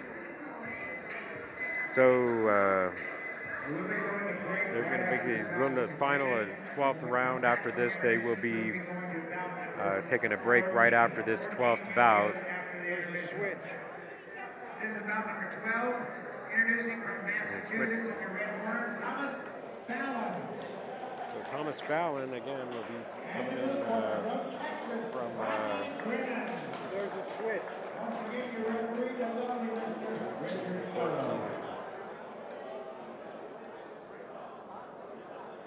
So Don Smith has just informed me, the famed writer, that they. And I'll let you in on it too. This guy.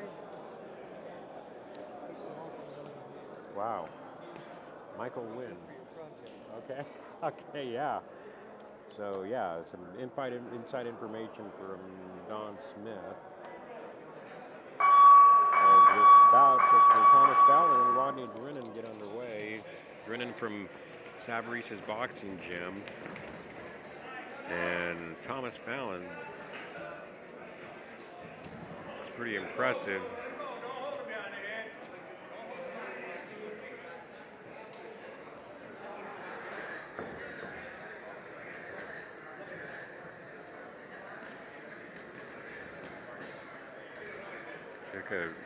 Rodney Drinan just, oh, wow. So Rodney Drinan was on a roll there, and he caught a punch from Thomas Fallon and got dropped for a count. It just goes to show you how one punch can change everything. And again, now Thomas Fallon turning on the pressure as Richard Soto breaks up the action. You guys bring it back to the center of the ring. And again, Rodney Drinan gets caught and then gets another count, second count. A little bit of blood coming out of Rodney Drinan's nose as well. Oh, and just some devastating punches by Thomas Fallon to the body. As this round for round one coming to an end here. Good round for. If you're looking for a nice place for good dinner tonight, there's a place called Taqueria La Jackie on Western Avenue. Thomas Fallon. Restaurants. It's called Taqueria La Jackie. I got their business card up here if you're looking for a good place for dinner. Hit them up. Support local restaurants. That's the number one thing. Vámonos. Nathan Shepard. Nathan Shepard, if you're here, we need your passbook. Nathan Shepard, bring your passbook out. So I'm sorry, I had that turned around. I was Thomas Fallon that got dropped.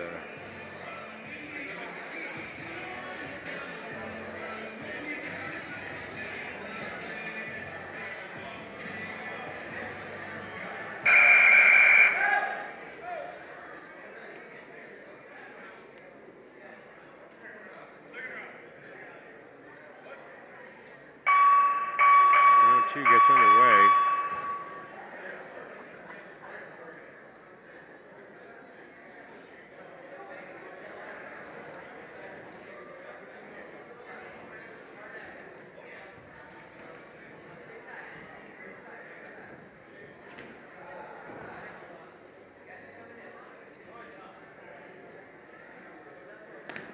Wow, these two are throwing some really hard punches right now.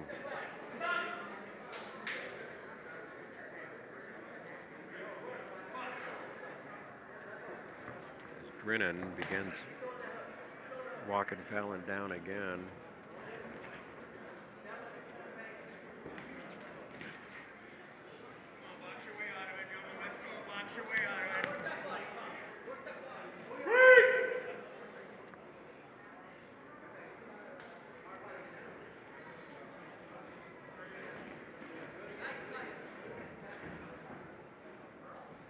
Pretty impressive bout though so far.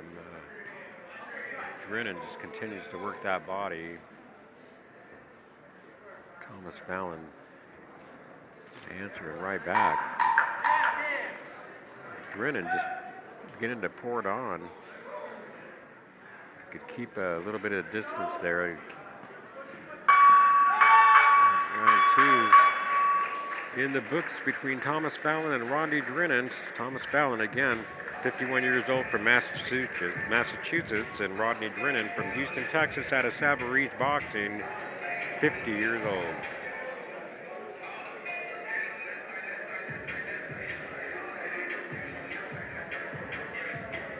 Good bout.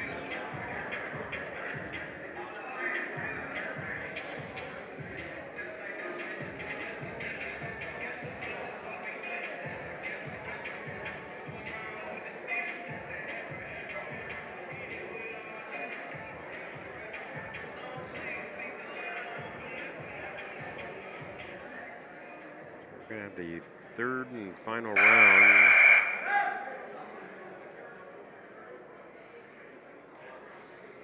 Coming up here. Thomas Fallon and Rodney Drinan. And they're off.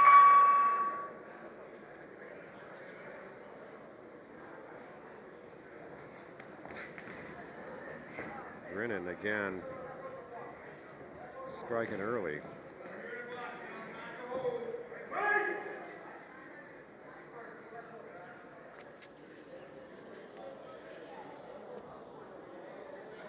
Good movement by Rodney Drinan. Throwing some devastating uppercuts right now on Thomas Fallon, but Fallon's countering right back and has Drinan pinned up against the rope. Referee Richard Soto breaks it up. Again, these fighters are back in the center of the ring again. And Drinan showing a little bit more, showing a sign a little bit more of some blood.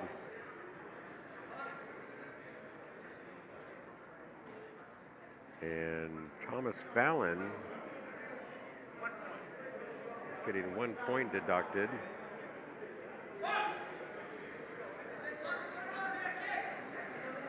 And that could prove to be fatal.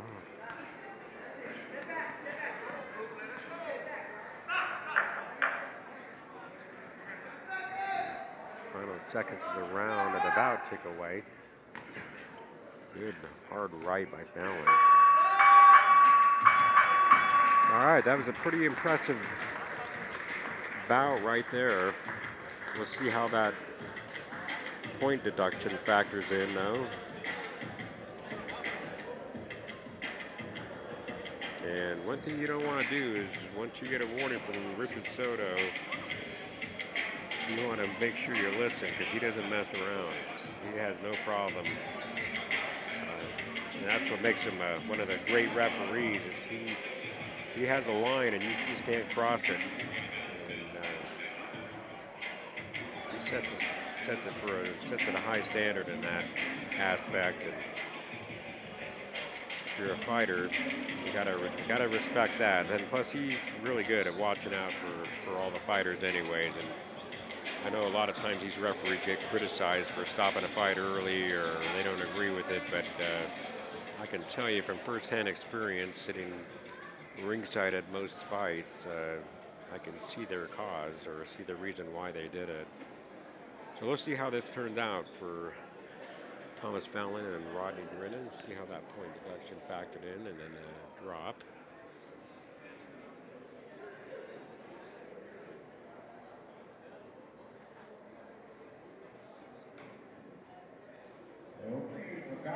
12, we have a split decision. Split decision. Your winner, in the red corner, Thomas Fallon. We're going to take a brief intermission here. So Thomas Fallon pulled off that win. check with your neighbors, get to know everybody here. We'll be right back.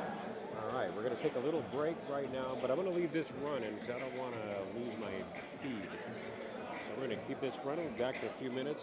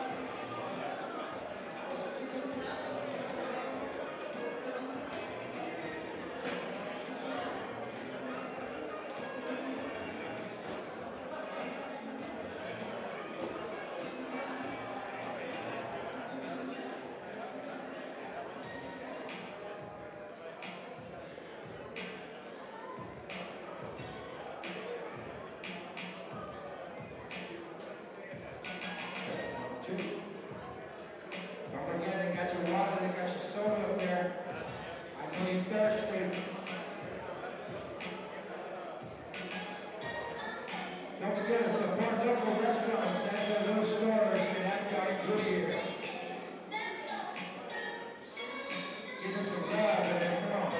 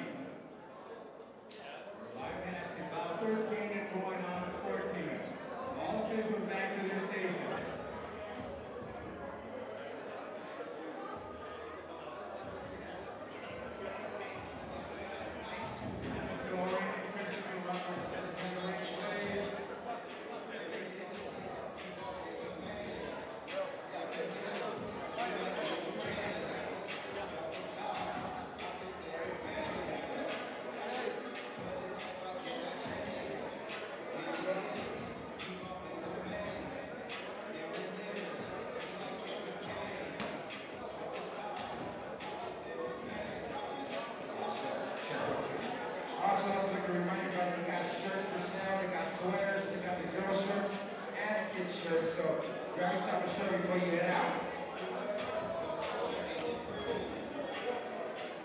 Out 14, and on the ready play, out 14.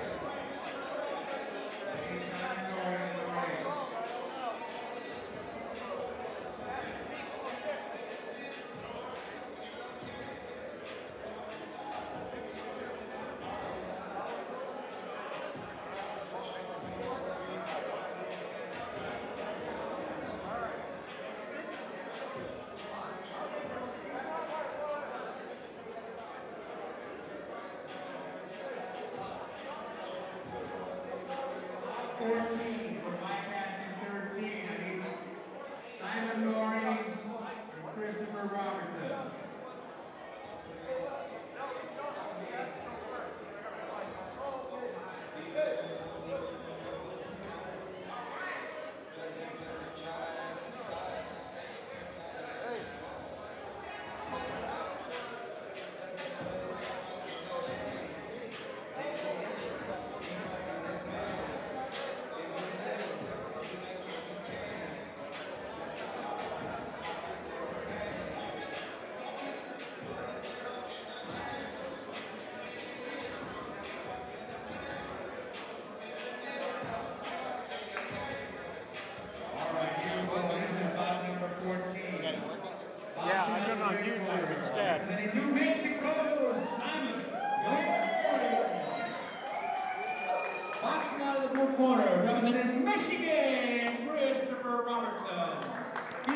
So we had a little switch up, about 13 and 14 were switched around. So we're going to be watching Simon Goring out of the red corner, taking on Christopher Robinson from Michigan. Goring's 45 years old, Robinson's 43 years old.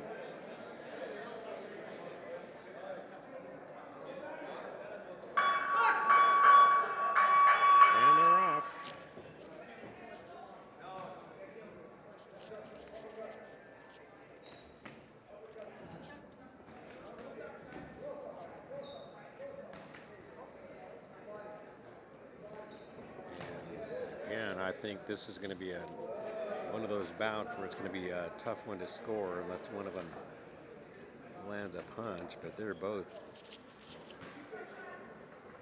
fighting very well.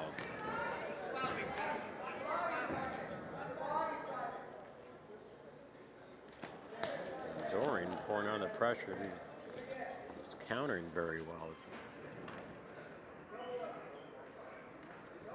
Done a really nice job of keeping that fight in the center of the ring. Walking down. Robertson landed up really hard. And they're counting that as I thought it was more of a slip, but maybe not. So they're counting giving Christopher Robertson a count. And you can clearly see Robertson's face is a little bit marked up, a little bit red. And he continues fighting. And again. That one, Goring drops Robertson again for a second count here at the end of the first round. Just seconds remaining in this first round. Christopher Robertson's been dropped twice. He survives that round, but it's a costly one for Christopher Robertson, being dropped twice.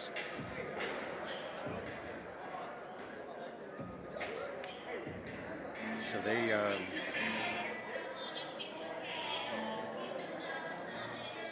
continued going into this round two with Simon Goring clearly on top, and looks like Christopher Robertson's going to have his work cut out for him if he wants to have any chance at all of winning the belt.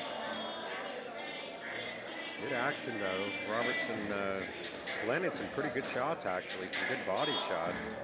And Simon Goring was answered, and Goring has countered very well as round two is getting ready to get underway here. The Masters tournament in Goodyear, Arizona at Sonny's Boxing Gym. Round two underway. Simon Goring taking on Christopher Robertson.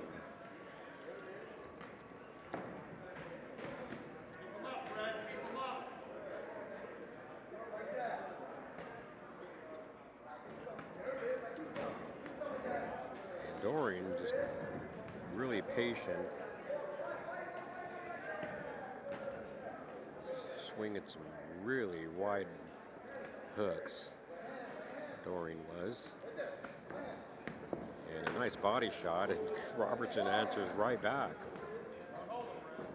And originally I thought this would be a pretty tough bout to score, but that Robertson being dropped twice in that first round, Goring clearly on top, but both fighters landing when Robertson does throw some punches and lands, and they are effective punches indeed. And hard right again by Simon Goring, and Christopher Robertson's going to get his third count of the fight, the first one of this second round.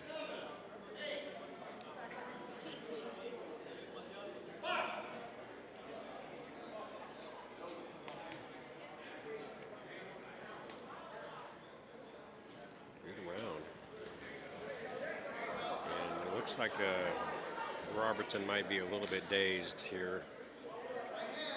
He's fighting more of in a defensive mode. His face clearly marked up as this second round is coming to an end.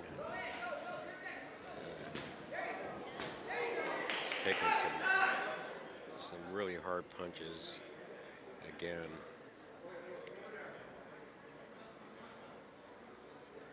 A little stop in the action here towards the end of this round, second round. Fix the headgear of Christopher Robertson, and at the end of round two, and Simon Goring clearly ahead on the cards, I'm sure, with the three knockdowns. Christopher Robertson, of course, dropped twice in round one and once in round two.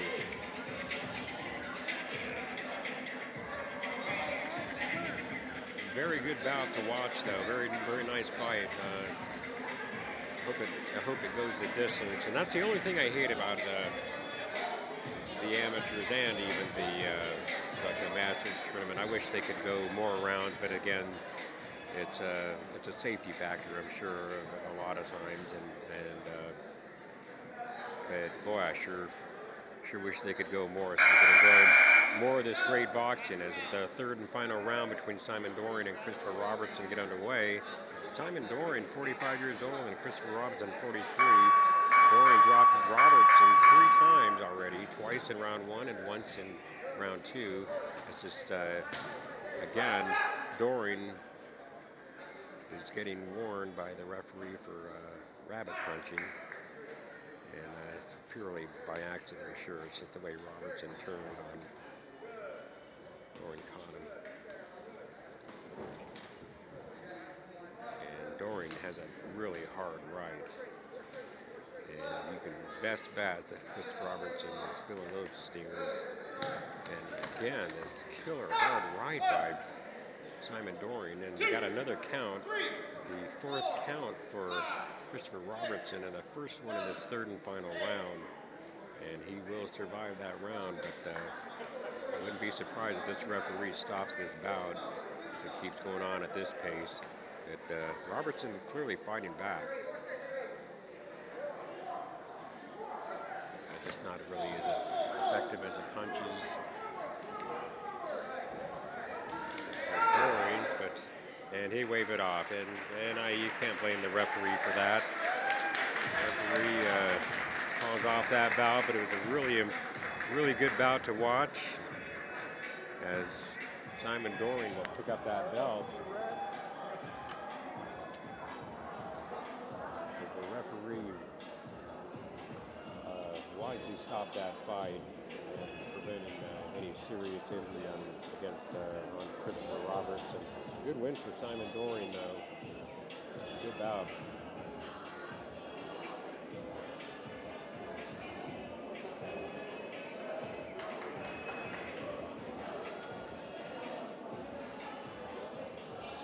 Simon Goring's going to pick up that belt in a hard-fought battle against Christopher Robertson. Even though Robertson was dropped 4 times, Robertson still put up a pretty good fight and was landing some pretty good punches, actually. Good fight. Top of the contest, your winner by RSC out of the red corner, Simon Goring. Thank you. Good bout for both these fighters. Nothing to be ashamed about for Christopher Robertson, and by any means, he put up one hell of a good fight. Now we're going to Definitely go to 13. A crowd pleaser.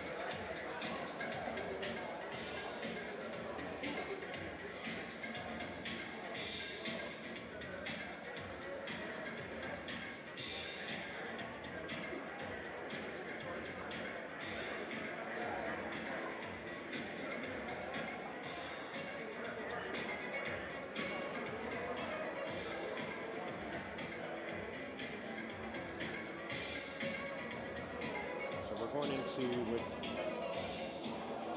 the old bout 13, which is now about 14. Nathan Shepard, California, to the red corner, and he's taking on Michael Wynn out of the blue corner. Michael Wynn from Massachusetts. All right, here we go. This is bout 13. Boxing out of the red corner, representing California, which is from Nathan Shepard. Boxing out the blue corner, representing Massachusetts, Michael Wynn. And Nathan Shepard is 58 years old. Michael Wynn is 55.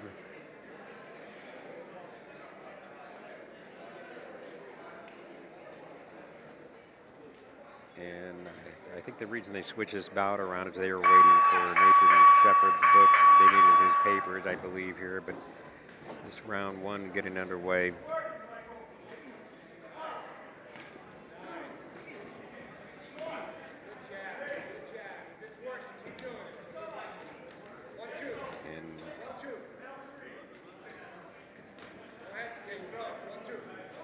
Michael Wynn from Massachusetts is actually a pretty good fighter. Both these guys are actually pretty good.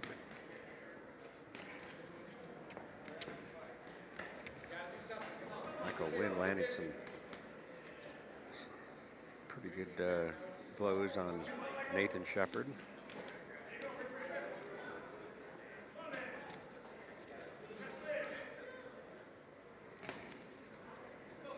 Nathan Shepard, 58 years old, but he doesn't look it at all. Neither, and Michael Wynn doesn't actually even look 55. So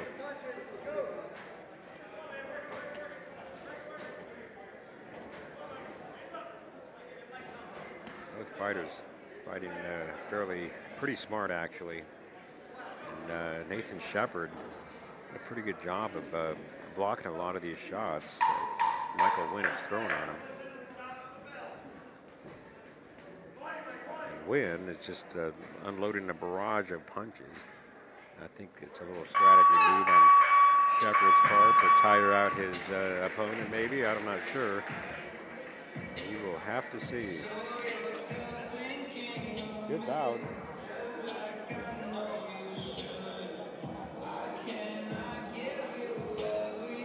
Looking in the corner of Michael Wynn. Pretty busy that first round.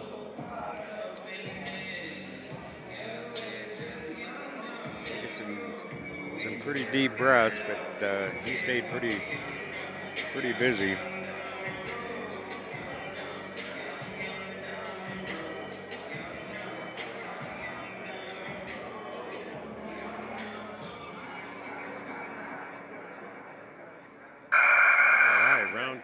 Getting ready to get underway. Nathan Shepard taking on Michael Wynn.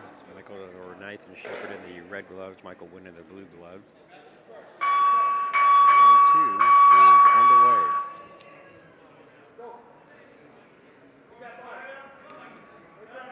Nice jab there by Shepard.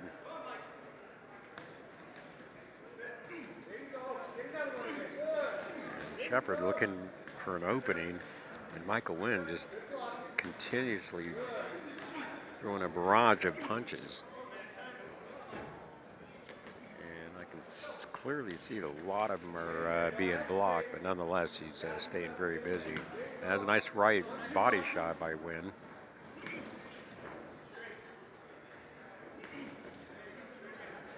I think it might be Michael Wynn might be good for him to work that body as Shepard, because you can definitely feel that. Shepard may have felt that body shot, and she's definitely fighting in more of a defensive mode, covering up. And here we go, as Wynn is unloading these body shots, and they're going to give him a count. So Nathan Shepard getting a count after really hard body shots by Michael Wynn.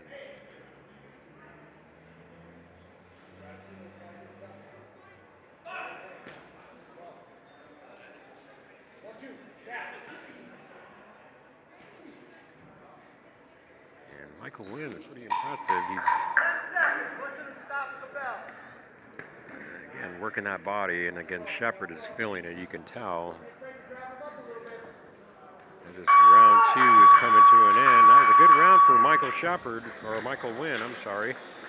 And Nathan Shepard being tended to in his corner. Definitely feeling the effects of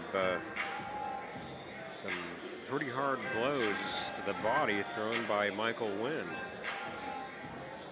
And Michael Wynn again, gasping for air right now, but still holding up very well, and it's showing in the ring for sure.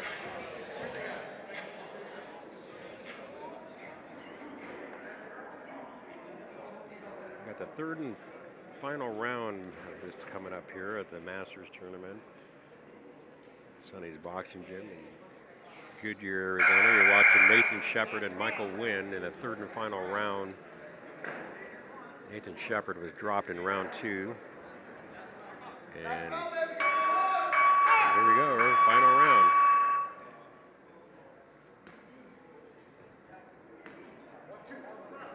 And Shepard trying to counter, but Wynn knows where the pay dirt's at. And is working that body. And again, another hard right to the body by Wynn. And Wynn is beginning to really mix it up. And Shepard is doing a pretty good job of actually blocking the ones to the head, but it's that body shots that are really taking its toll on Shepard. And Shepard is up against the ropes right now. Shepard answered back with a left, but he's clearly hurting. Oh, wow.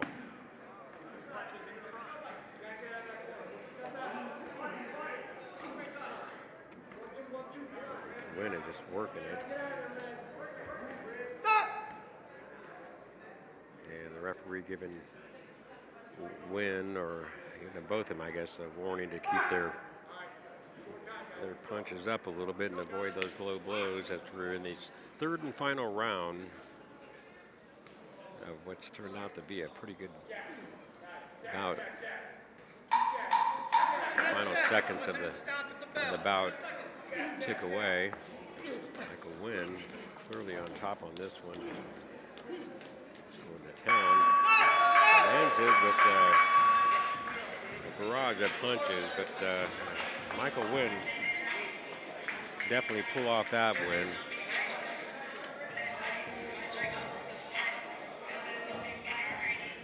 And again, you got to hand to these guys that win or lose, they you know, they're up there in age. No chance at a pro career. No chance at pulling off a George Foreman and getting that grill deal. These guys are in it just for the love of the sport. And what better way to show it off than at a Masters tournament, let alone one of the prestige Masters tournaments in the country here at Sonny's Boxing Gym in Goodyear. So definitely a great couple of days of boxing.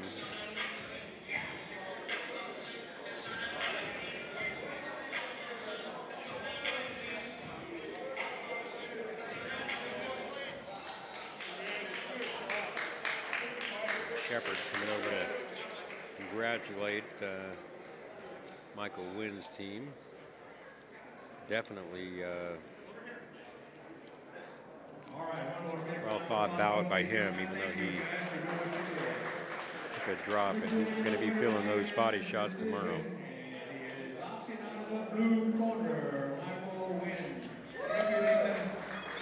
Michael Wynn pulls off the win. So we're down to our final 5 bouts, and we got a female bout coming up. Larissa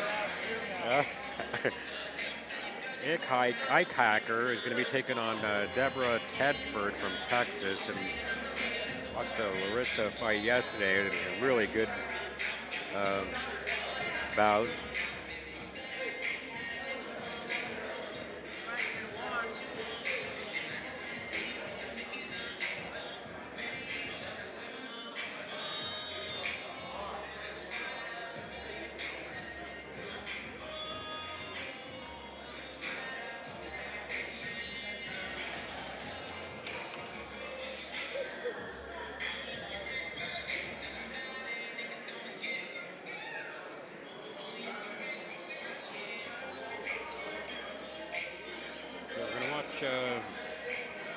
Larissa Eichacker from California in the red corner here.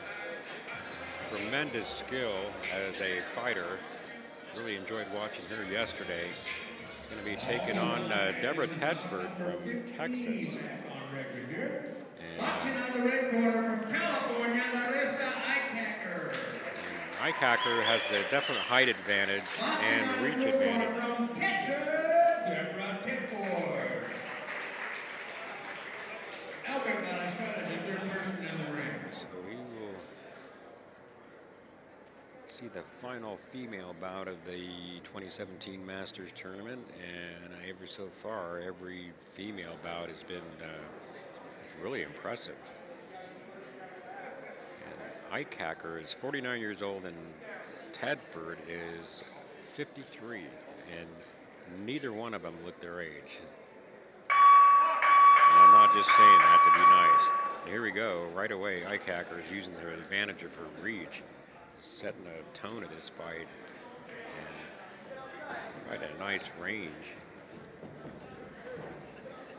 But he's up against a tough, scrappy little Debbie Tedford,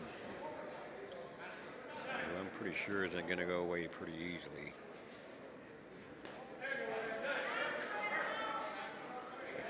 Ike Hacker definitely has I don't know how long her reach is, but she's definitely got a long, definitely got the reach advantage.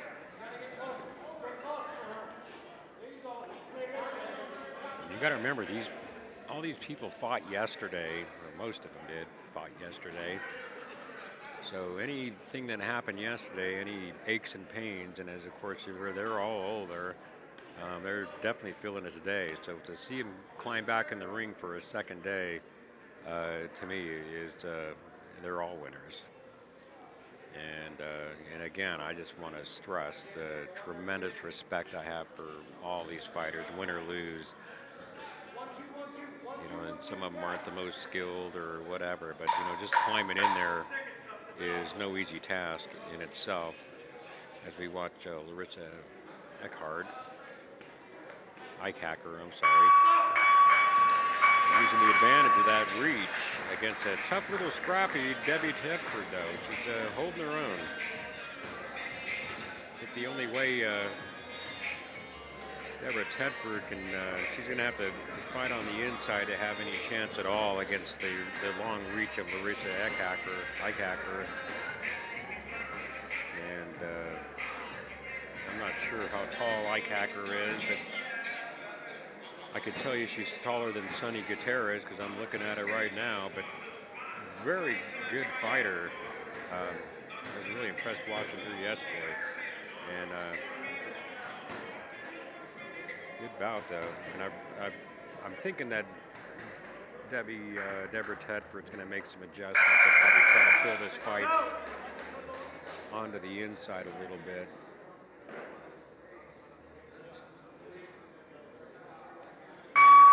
Tedford traveled from Texas, from San Antonio. She's being a little bit more aggressive, trying to work her way on the inside. And definitely not an easy task against a long and rangy Larissa Ike Hacker. Ike Hacker landed some good punches right there. But Tedford, again, keeps trying to reach in on the get in on the inside. I think she's having a little problem with her headgear as well, so that could be part of a factor. Nice left by Tedford.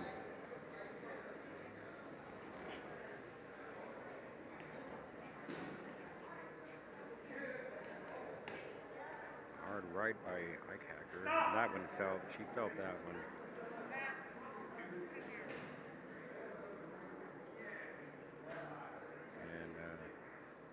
Tedford's headgear is definitely a factor in this fight for her. I'm sure we're not seeing a true Debbie Tedford fight here either.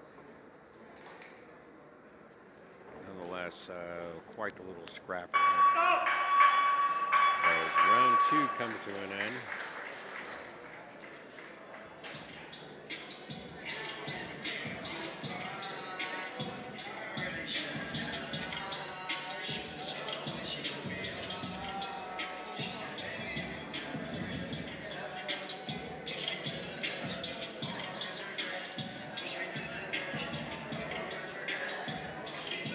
Good round, though, for Larissa Ike Hacker. And you just gotta love Debbie Tedford, though. She's clearly at a disadvantage in this fight, but fighting like a little warrior, a little scrapper. And plus, she's having problems with her headgear. So this is the third and final round. Tedford holding her own, though, as Ike Hacker comes out immediately and walking Tedford down. As Tedford trying to go low and trying to get on that inside, but the movement of Ike Hacker is preventing her from doing that with her footwork. It's making it really difficult for Debbie Tedford to work on the inside where she would have really any chance at all.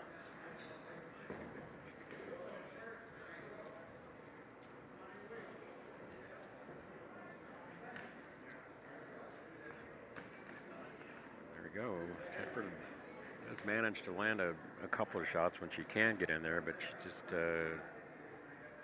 honestly just too short. But I'll tell you what, you gotta love her for the heart, and she hadn't been knocked down or anything, so she's holding her own.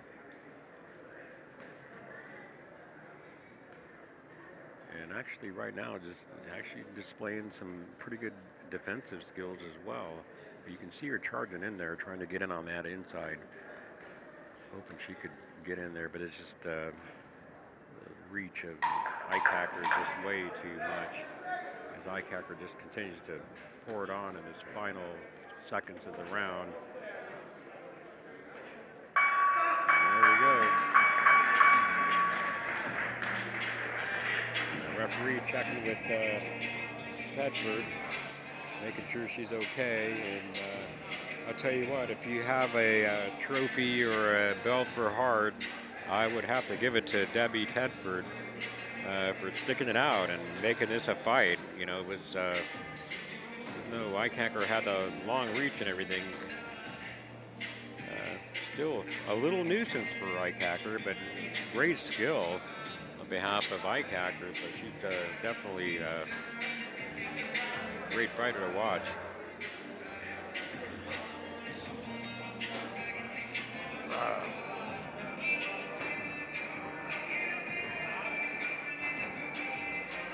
Almost time to go home. You put both yesterday and today up on YouTube? The one right now is on YouTube. Yeah, both from yesterday. Live. The one of yesterday, I was having problems with Facebook Live, and it wasn't posting onto my page. You didn't get it So, recorded? well, I'm still trying to find it. I got okay. someone looking at it, but this one's okay. This one's on. Yesterday. I know. How was your night in the parking lot? Oh, it's great. Drink some tequila. Yeah. Hope it was Don Julio. Huh? Hope it was Don Julio No, tequila. it was Hornitos. Oh, that's good too. Yeah. In a green bottle? Yeah. Yeah, that's good stuff.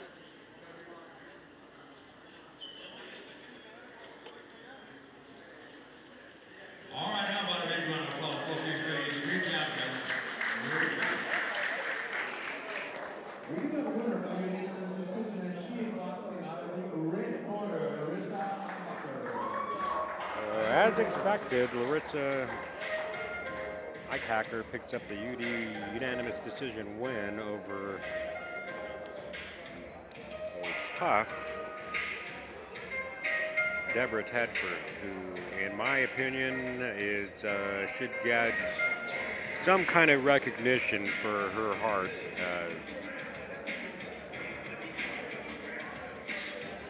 If anything at all. The doctors are checking her out, and I mean, I'm not sticking up her, but in her defense, she was just a shorter fighter, and her headgear was definitely a factor in that. But you got to congratulate Larissa Icacker. She's blessed with some great boxing skill at the age of 49 years old, defeating the older Deborah Tedford. All right, so we're down to our final four bouts. We're going to have Alan Watson from Louisiana taking on Israel Reyes from California. And again, these are a couple of guys are up there in age. Alan Watson's 57 and Israel Reyes is 56. Oh, this is bout number 16. Boxing out of the red corner representing Louisiana, Alan Watson. Boxing out of the blue corner from California is the yellow Reyes. Alfred Valenzuela, the third man in the ring.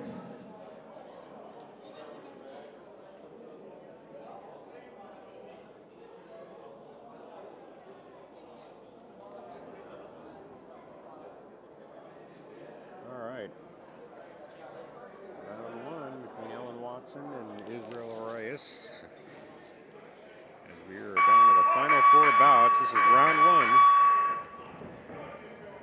And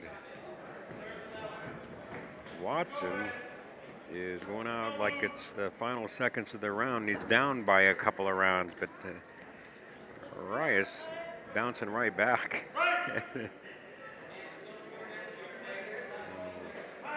A lot of energy in this opening round as they had to fix the headgear of Alan Watson.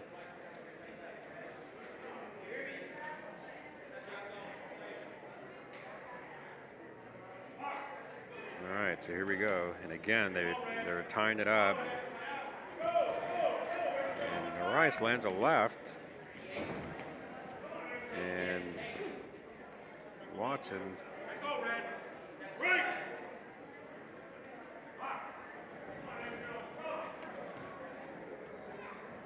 trying to tie things up there, but could be a dangerous position for Alan Watson. If I were him, I would slow down a little bit and think about those punches he's throwing.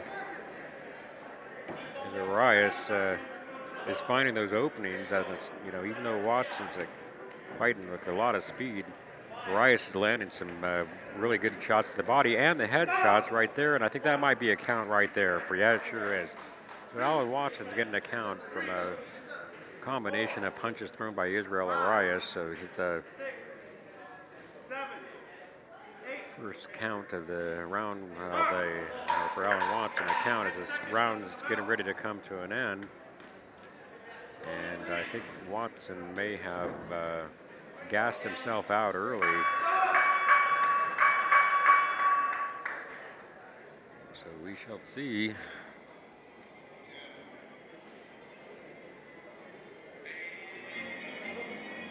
Pretty good round for Israel Reyes from California, who's 56 years old, taking on Alan Watson in the red corner, 57 years old.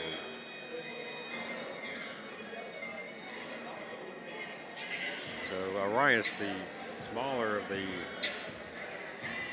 height-wise anyways, and reach-wise, at a disadvantage against Alan Watson, but Reyes finding pay dirt, finding some pretty wide openings on the style of Watson, who's boxing at a really fast pace, put it that way. So we'll see if things slow down here. Round two gets underway here. And Reyes showed some great movement. Has found his opening.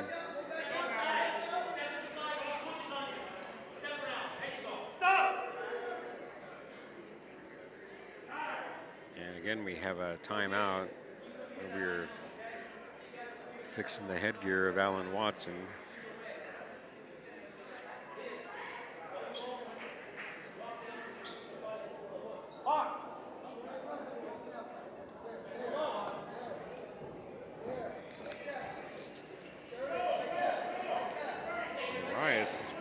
Definitely finding pay dirt, as Watson's finally fighting mostly on the defensive right now. And let's see how, yeah, they're fixing Watson. Oh, shit. Sorry about that. Watson's head here again.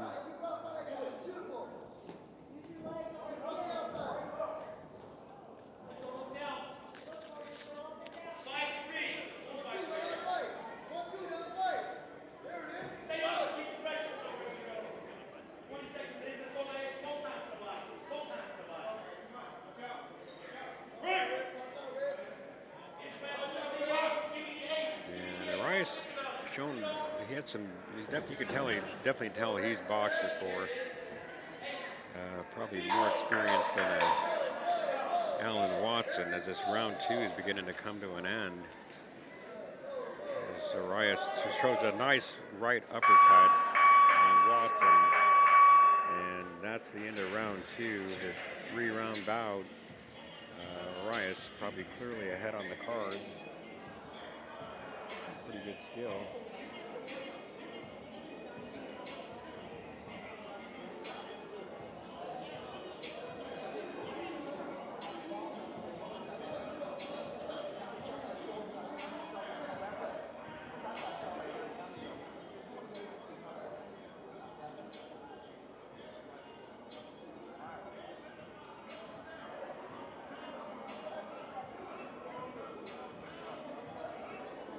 third and final round coming up. Bout between Alan Watson in the red corner and Israel Reyes in the blue corner. Masters Tournament 2017 at Sonny's Boxing Gym here in Goodyear, Arizona. Been a good turnout so far this year, as well as last year. This is your second time. Third and final round, getting ready to get underway, and then we're off. And Arias again showing some great movement and catching Watson pretty much at will.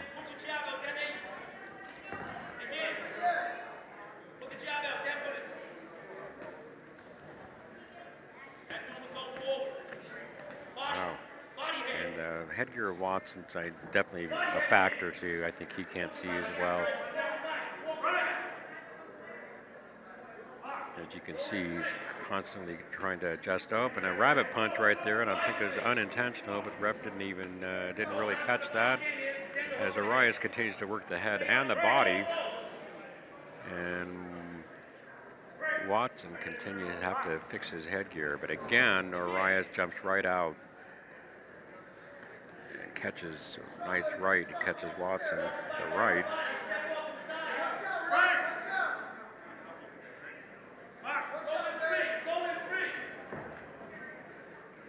Reyes tried that uppercut again, but Reyes continues to hit pay dirt as the final seconds of the round. We have a timeout to fix this, the headgear of Alan Watson again, and that's it. Looks like Israel Arias is going to be going on to victory on that one. Pretty impressive fighter, though, I'll tell you what. You can tell he's definitely boxed before. 56 years old.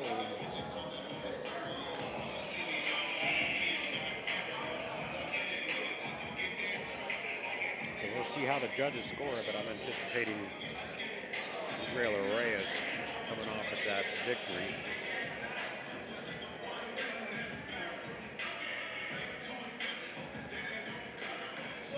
A good tournament as we're winding down here at the 2017 Masters Tournament here at Sonny's Boxing Gym in Goodyear. And again, I'd like to thank Sonny, Kara, and his wife for allowing me to park my travel trailer in their little courtyard.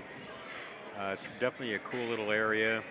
You know, they do weddings here, they have concerts here, and this gym is just like nostalgic. And a lot of big-time pros come here and actually will come and train. I think the last time I was here, Austin Trout was in town training for one of his fights. And but there's been just tons of fighters that come in here, big name fighters as well, but just fighters in general. But definitely some big names have been in this gym, and it's this is kind of the newer location for the Sonny's older gym, but it's just, you know, it's an old building with red brick, but they've done a really nice job of restoring it, and they have a little area for concerts and everything, and weddings, and a courtyard where I'm parked at. It's all red brick and red brick flooring. All right, here we go. So Israel Reyes picks up the UD win as we go down to our final three bouts. But again, thanks to Sonny's and his wife for putting up with me and letting me stay here in the courtyard, saving me a 50-mile drive. As Israel Reyes comes up under emotion with that win, obviously a meaningful moment for him, and that's what I'm talking about, this tournament, that you know, obviously it's something that is very important to him, and that's what makes this great. And you gotta freaking love that. That's mad respect for that. Wow. And these guys don't get, you know, they're not making money or anything. They pay to get in these tournaments. So to see him go and pull off a win like that, definitely makes it all worth it. And again, congratulations to both fighters, especially Reyes on that one for pulling off that win. And pretty impressed with the display of emotion he had after that bout. Clearly in tears, clearly a feat in his life that had a big impact on him. So, all right, so we have John Scarberry taking on Hunter Hardesty, and both of these guys are from Texas. Scarberry is 46 years old, and Hardesty is 40 years old. So it's a great win, or I'm sorry. Yeah, so a great win for Reyes. So boxing on the red corner from Texas, John Scarberry. Boxing on the blue corner from Texas, also a Hunter Hardesty. Third man in the ring. Scary Jerry, the third man in the ring. I love that guy. He's he's like an old-time hippie guy. Won't cut his hair. He's just, I don't know how old he is, but I hang out with him at the fights sometimes, and I love talking to him. He's been with the USA Boxing for, man, 20-something years, I think, almost 30 years. All right, so 17th bout getting away. John Scarberry in the red, Hunter Hardesty in the blue corner. And Scarberry, oh, wow. Both these guys are in a fisticuff. Scarberry landed some pretty good punches.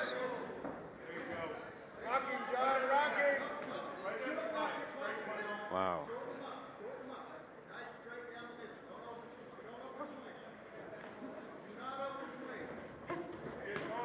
Wow, nice body by Hardesty. Oh, looping overhead right, done by Scarberry.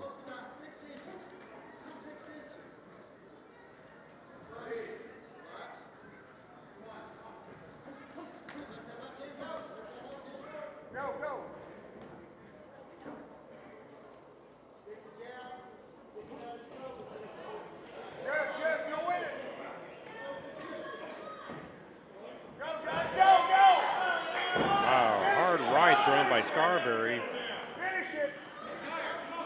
Oh, another hard right. Definitely stunned Hardesty. Oh, another hard body by Scarberry. But Hardesty just fighting right back. He's taking a really hard punch and fighting right back.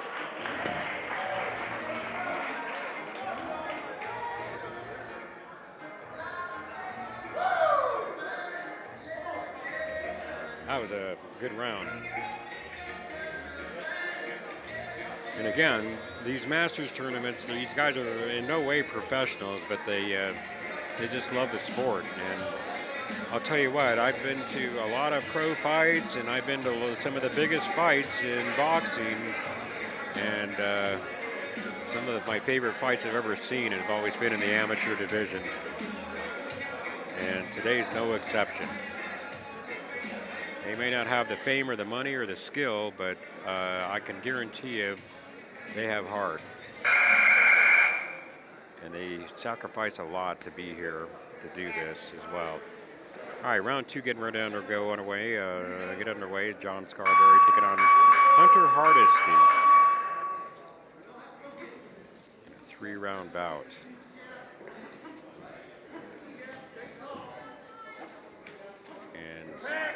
Scarberry, very patient fighter, smart fighter.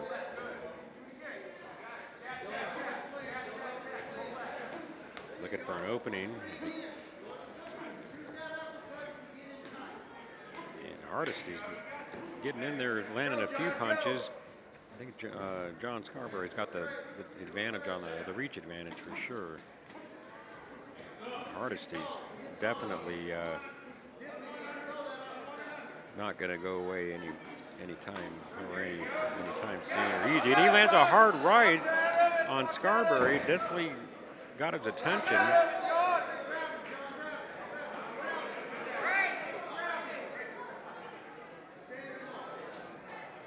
So Hardesty comes back.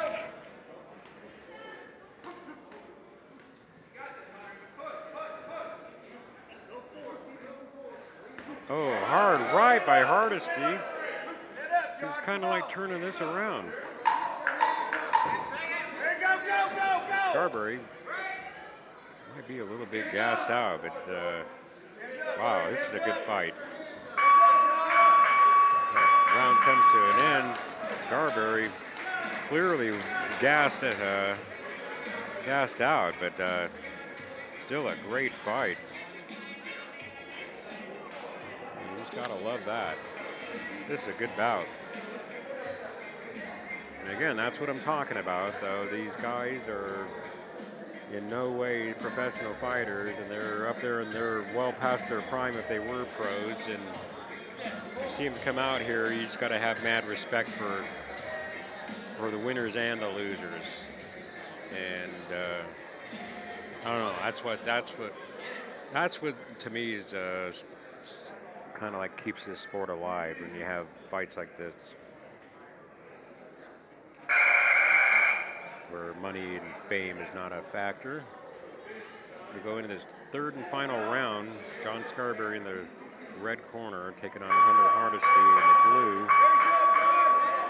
the blue in what has turned out to be a really great bout. Finish strong, finish strong.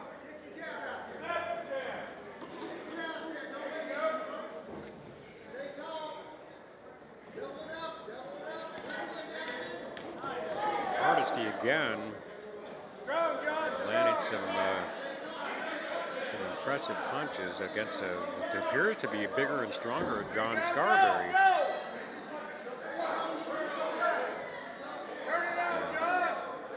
Scarberry throwing a hard left, but missed on that one, and Hardesty continues to land some shots, and I think Scarberry just gassed out, but he's definitely the bigger fighter.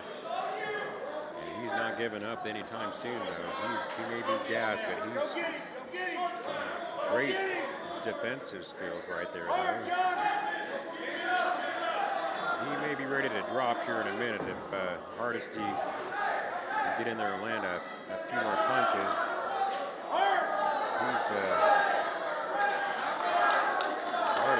Look at this. Look at this, wow.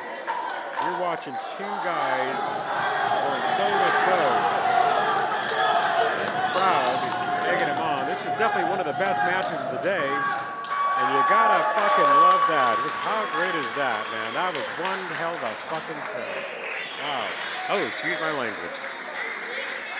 Great bout, man. That was a good bout. Wow.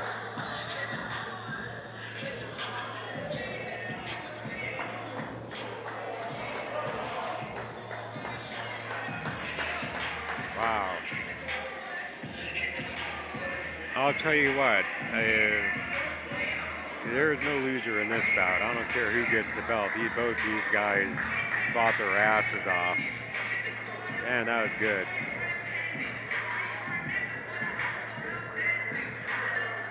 Wow.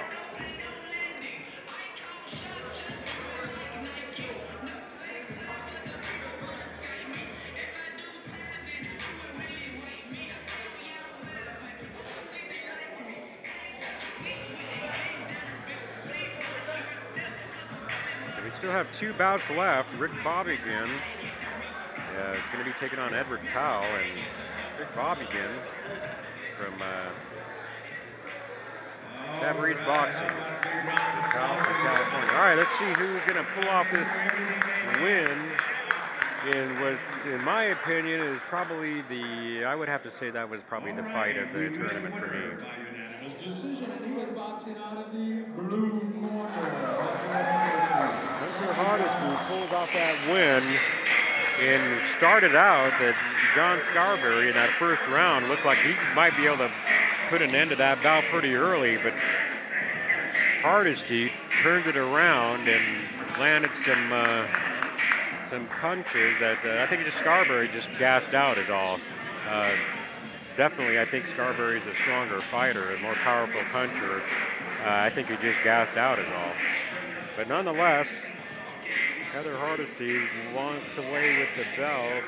And again, you can't say that either of these guys are losers because they both put on one hell of a show.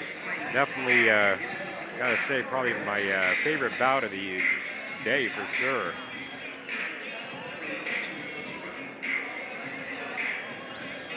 All right, so we have Rick Bobigan coming up from Savary Boxing, and again, we watched him yesterday, 68 years old, taking on Edward Powell. Again, he's 61. So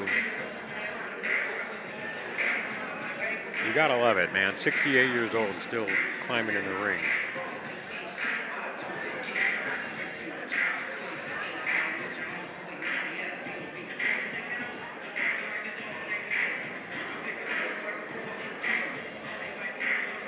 Oh boy, what a lovely afternoon for boxing here in the Valley of the Sun, Phoenix, Arizona. Well, actually Goodyear, Arizona, here at the 2017 Masters Tournament from Sonny's Boxing Gym. Here we go, bout number 18, boxing out of the red corner, representing Texas, Rick Bobigan. So Boxing out of the blue corner, Rick Bobigan. California, Edward Powell. There's Edward Powell. It's two old timers that are going to be climbing in here, and man, what can you say? Watched them fight yesterday, and they just had great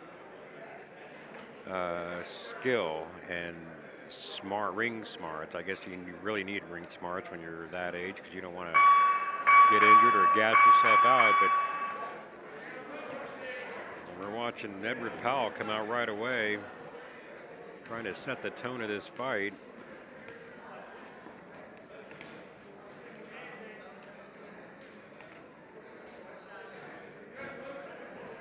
Watch 68-year-old Rick Bobigan. Ooh, lands a hard right on Powell. Oh, and a hard right by Edward Powell. Both of them are trading blows, going toe to toe. Wow.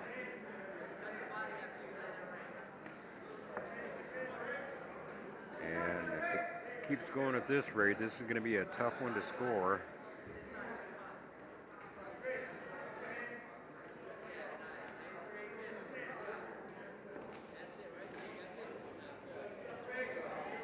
What I like about Bobigan, I watched him yesterday too as well. Very smart fighter. You know, he doesn't waste his energy and he looks for openings. Like right there where he's clinching up, you know he's smart. And pretty speedy for his age. I mean, when you think about it, but see how he, look at that. Clinches it up. Keep control of that fight as Edward Powell has a couple of hard shots and a good uppercut. So I don't know how you score that one. To me, they both look pretty good.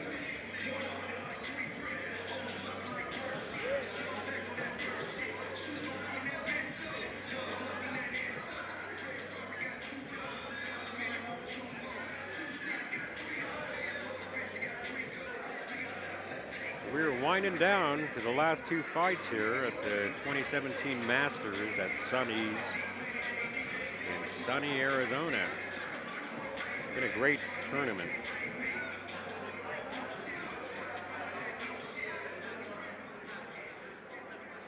And round two is getting ready to get underway here. Rick Bobigan in the red corner and Edward Powell in the blue. And round two is underway.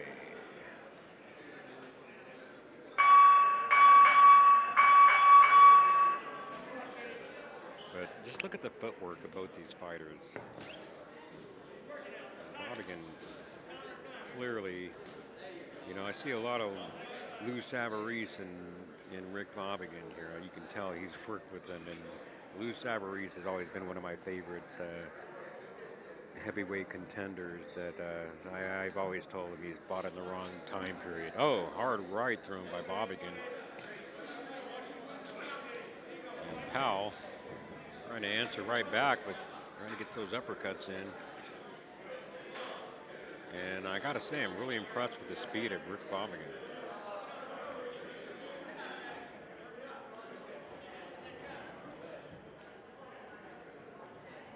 Nonetheless, great bout to watch.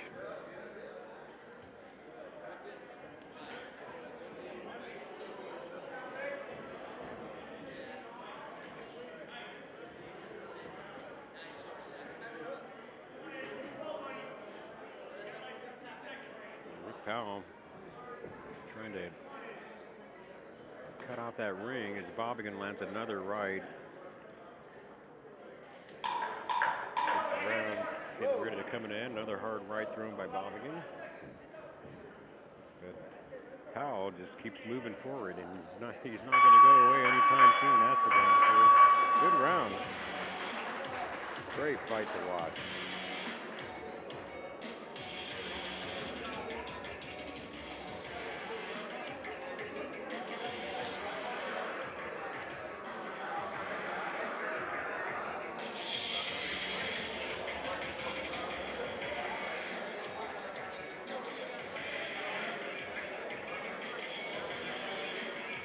And what's impressive, you look at the camaraderie and the friendship these guys form in these tournaments, that they end up becoming friends. And I don't know, just something really unique that you don't really see that much in boxing, at least on the upper end anyways. But these kind of tournaments here, just really well organized, and I gotta say, big fan of the Masters tournament. The third and final round between Rick Bobigan in the red corner, taking on Edward Powell in the blue. And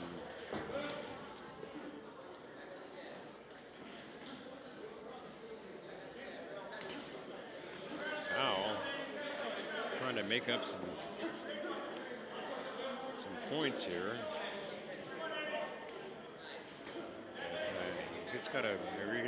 You just gotta love that footwork of actually both of them. But Rick Bobigan, really smart fighter in the ring, especially at 68 years old.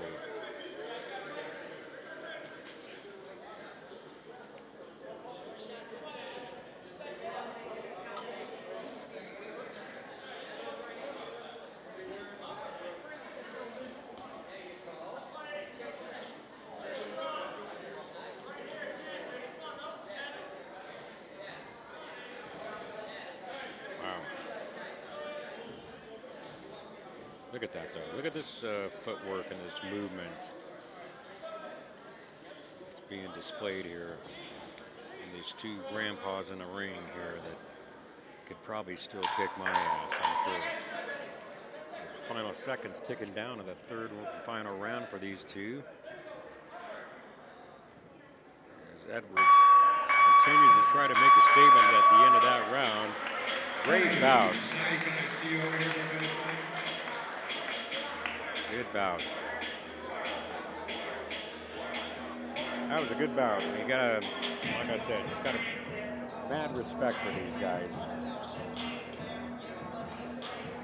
I'm pretty sure Rick Bobigan pulled off that win.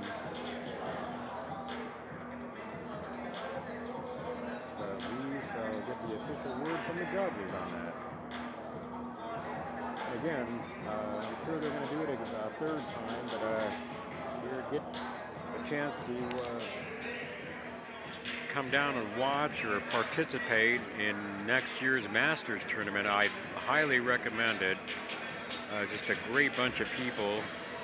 Had a lot of fun last night talking to a lot of these fighters and people involved in boxing, just hanging out.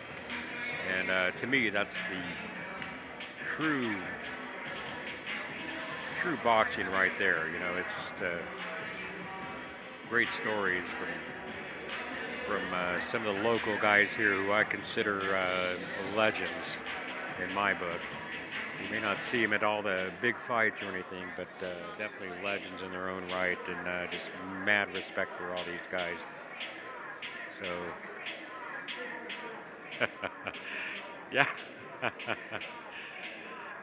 Good, man. Yeah, so anyway, that's really good bout. So we're going to see how it's going to go and see how these guys, how they score it. We do have a winner by split. Oh, split decision. And he is boxing out of the red corner. Rick Bobbigan picks up that belt on a split decision win over Edward Powell, who put up one hell of a good fight. Edward Powell from California, and Edward Powell, 61 years old, losing to 68-year-old Rick Bobbigan, as Bobbigan puts on the medal on Edward Powell, and Powell gives Bobbigan the belt. Fighter, they're both showing respect, but look at this here. Bobbigan holds the gate, holds the ropes open, and likewise, and that's what I'm talking about. Just true respect for these guys. So we have one more to go for the 2017 Masters tournament here in Goodyear, Arizona. And then we'll be wrapping it up. And then I'm off to northern Arizona. Just got back from Houston, Texas. Houston and Dallas earlier this week. A busy week. Traveling all over, and then off to northern Arizona tomorrow, and another busy week. And then we got Thanksgiving coming up, and I'm gonna also try to stream a rodeo down in Florence, Arizona. The Arizona Junior Rodeo Association, Ron at ringside sponsors. A couple of participants in that deal, so I'll be down there for Thanksgiving weekend down in Florence, and I'll probably stream that actually on this site, because it's not really boxing, but Ron at ringside sponsors a couple of the youngsters down there. All right, third and final, final bout. Richard Carlton. Parcell, 19 years old.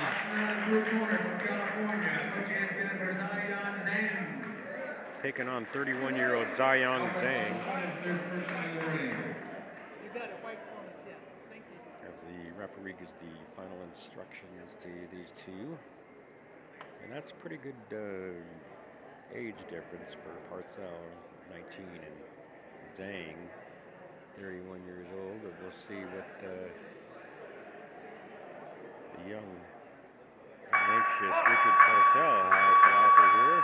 Looks like a pretty good fighter, looks like.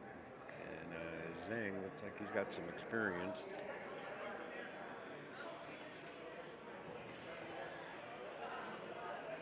We're going to have to step up the pace, though, here. And this, they only have 3 rounds as Parcell tries to land that overhand right. Looks that left jab, and Zhang keeping a pretty safe distance.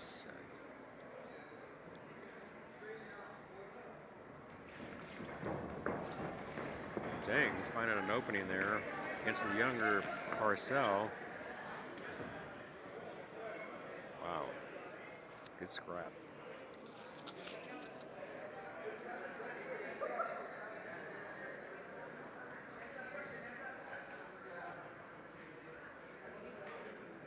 And I think it's probably experience over youth in this one here, but you got Parcell is a speedy Gonzalez.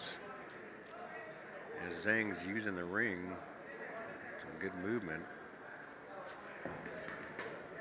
Smart move there. How's that good there? Parcell trying to bring that inside game there.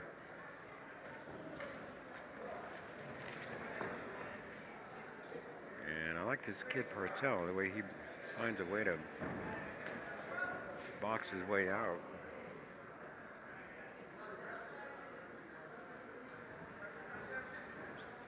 Better. Wow. Tell you what, this little Parcells has got some speed here, but both these fighters are going to have to pick up the pace if they're going to make an impression here. First round, good bout. This final bout of the 2017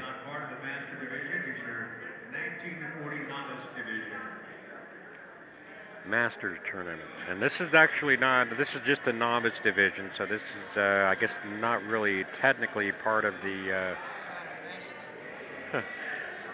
tournament, I guess. But anyways, pretty good bout. And got to keep an eye on this young Richard Parcells. It looks like he might have some skill. I don't know what his plans are, and plans on turning pro or not, or whatever. And Zhang, definitely an impressive fighter in his own right.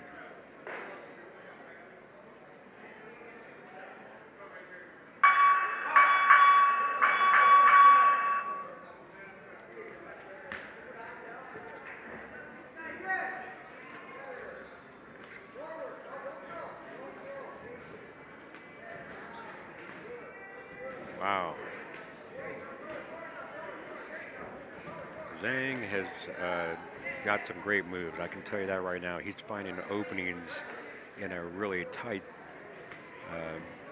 window here, but he's managing to find some really good openings, really good movement. Impressive indeed.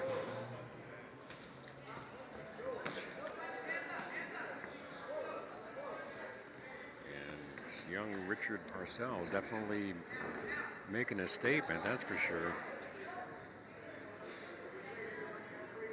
I like this Zhang. Smart fighter.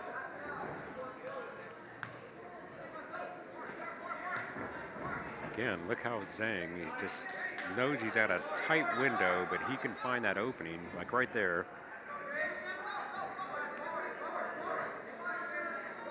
Nice body shot right there. Parcells does a pretty good job, though, of boxing his way out.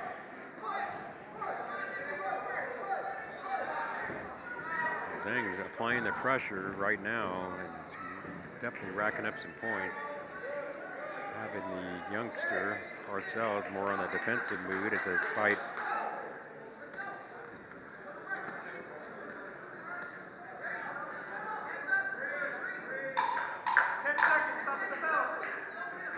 I'm liking this fight.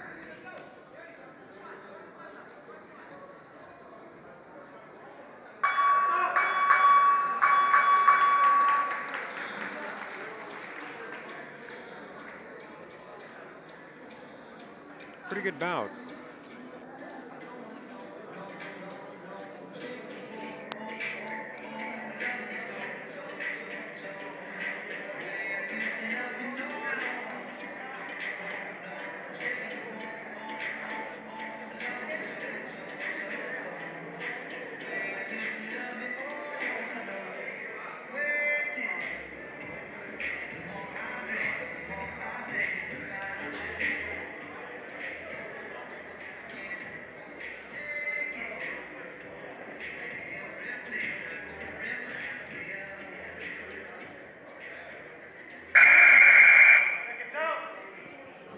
Seconds out in the third and final round. A matchup between Richard Parcells, 19-year-old, against Yuan Zhang, who's 31 years old.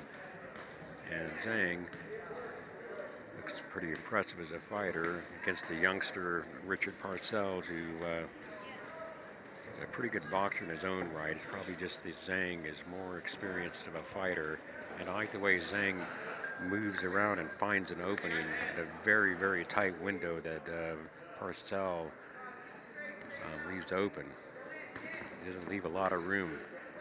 And Zhang manages to find that opening. But look at the youngster Parcell, a really good movement.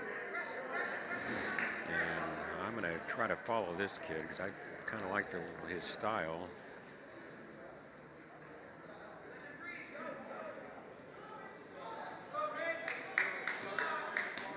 Oh, nice right by Parcell.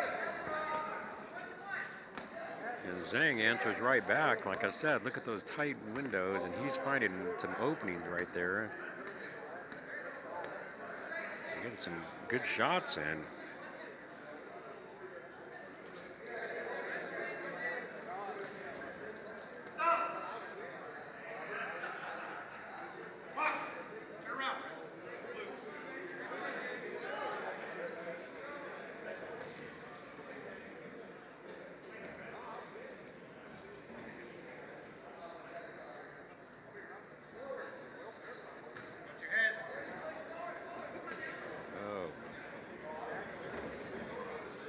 Zhang is just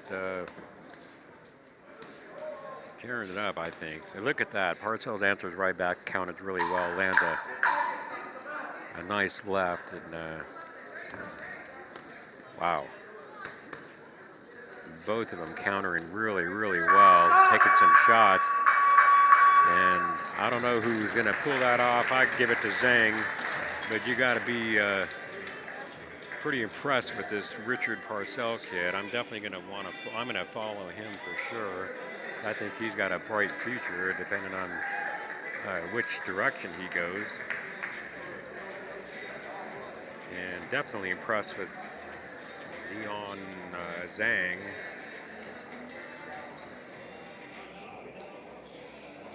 And let's see who gets this belt in the novice division of this tournament.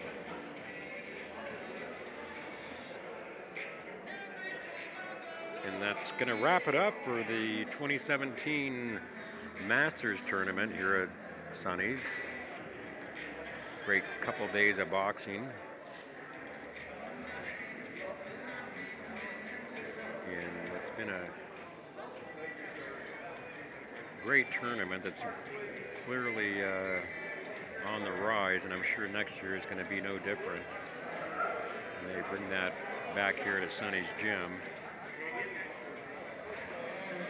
Let's see who pulls this win off.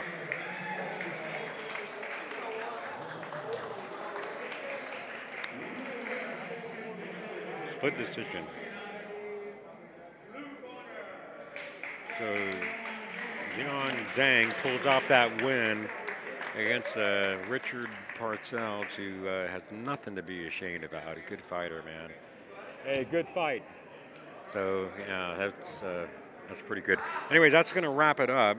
So we're going to wrap this up from the 2017 Masters tournament. So again, thanks for watching. I apologize for yesterday. I'm still trying to find the videos from yesterday that didn't post up on Facebook. So it's over here on YouTube.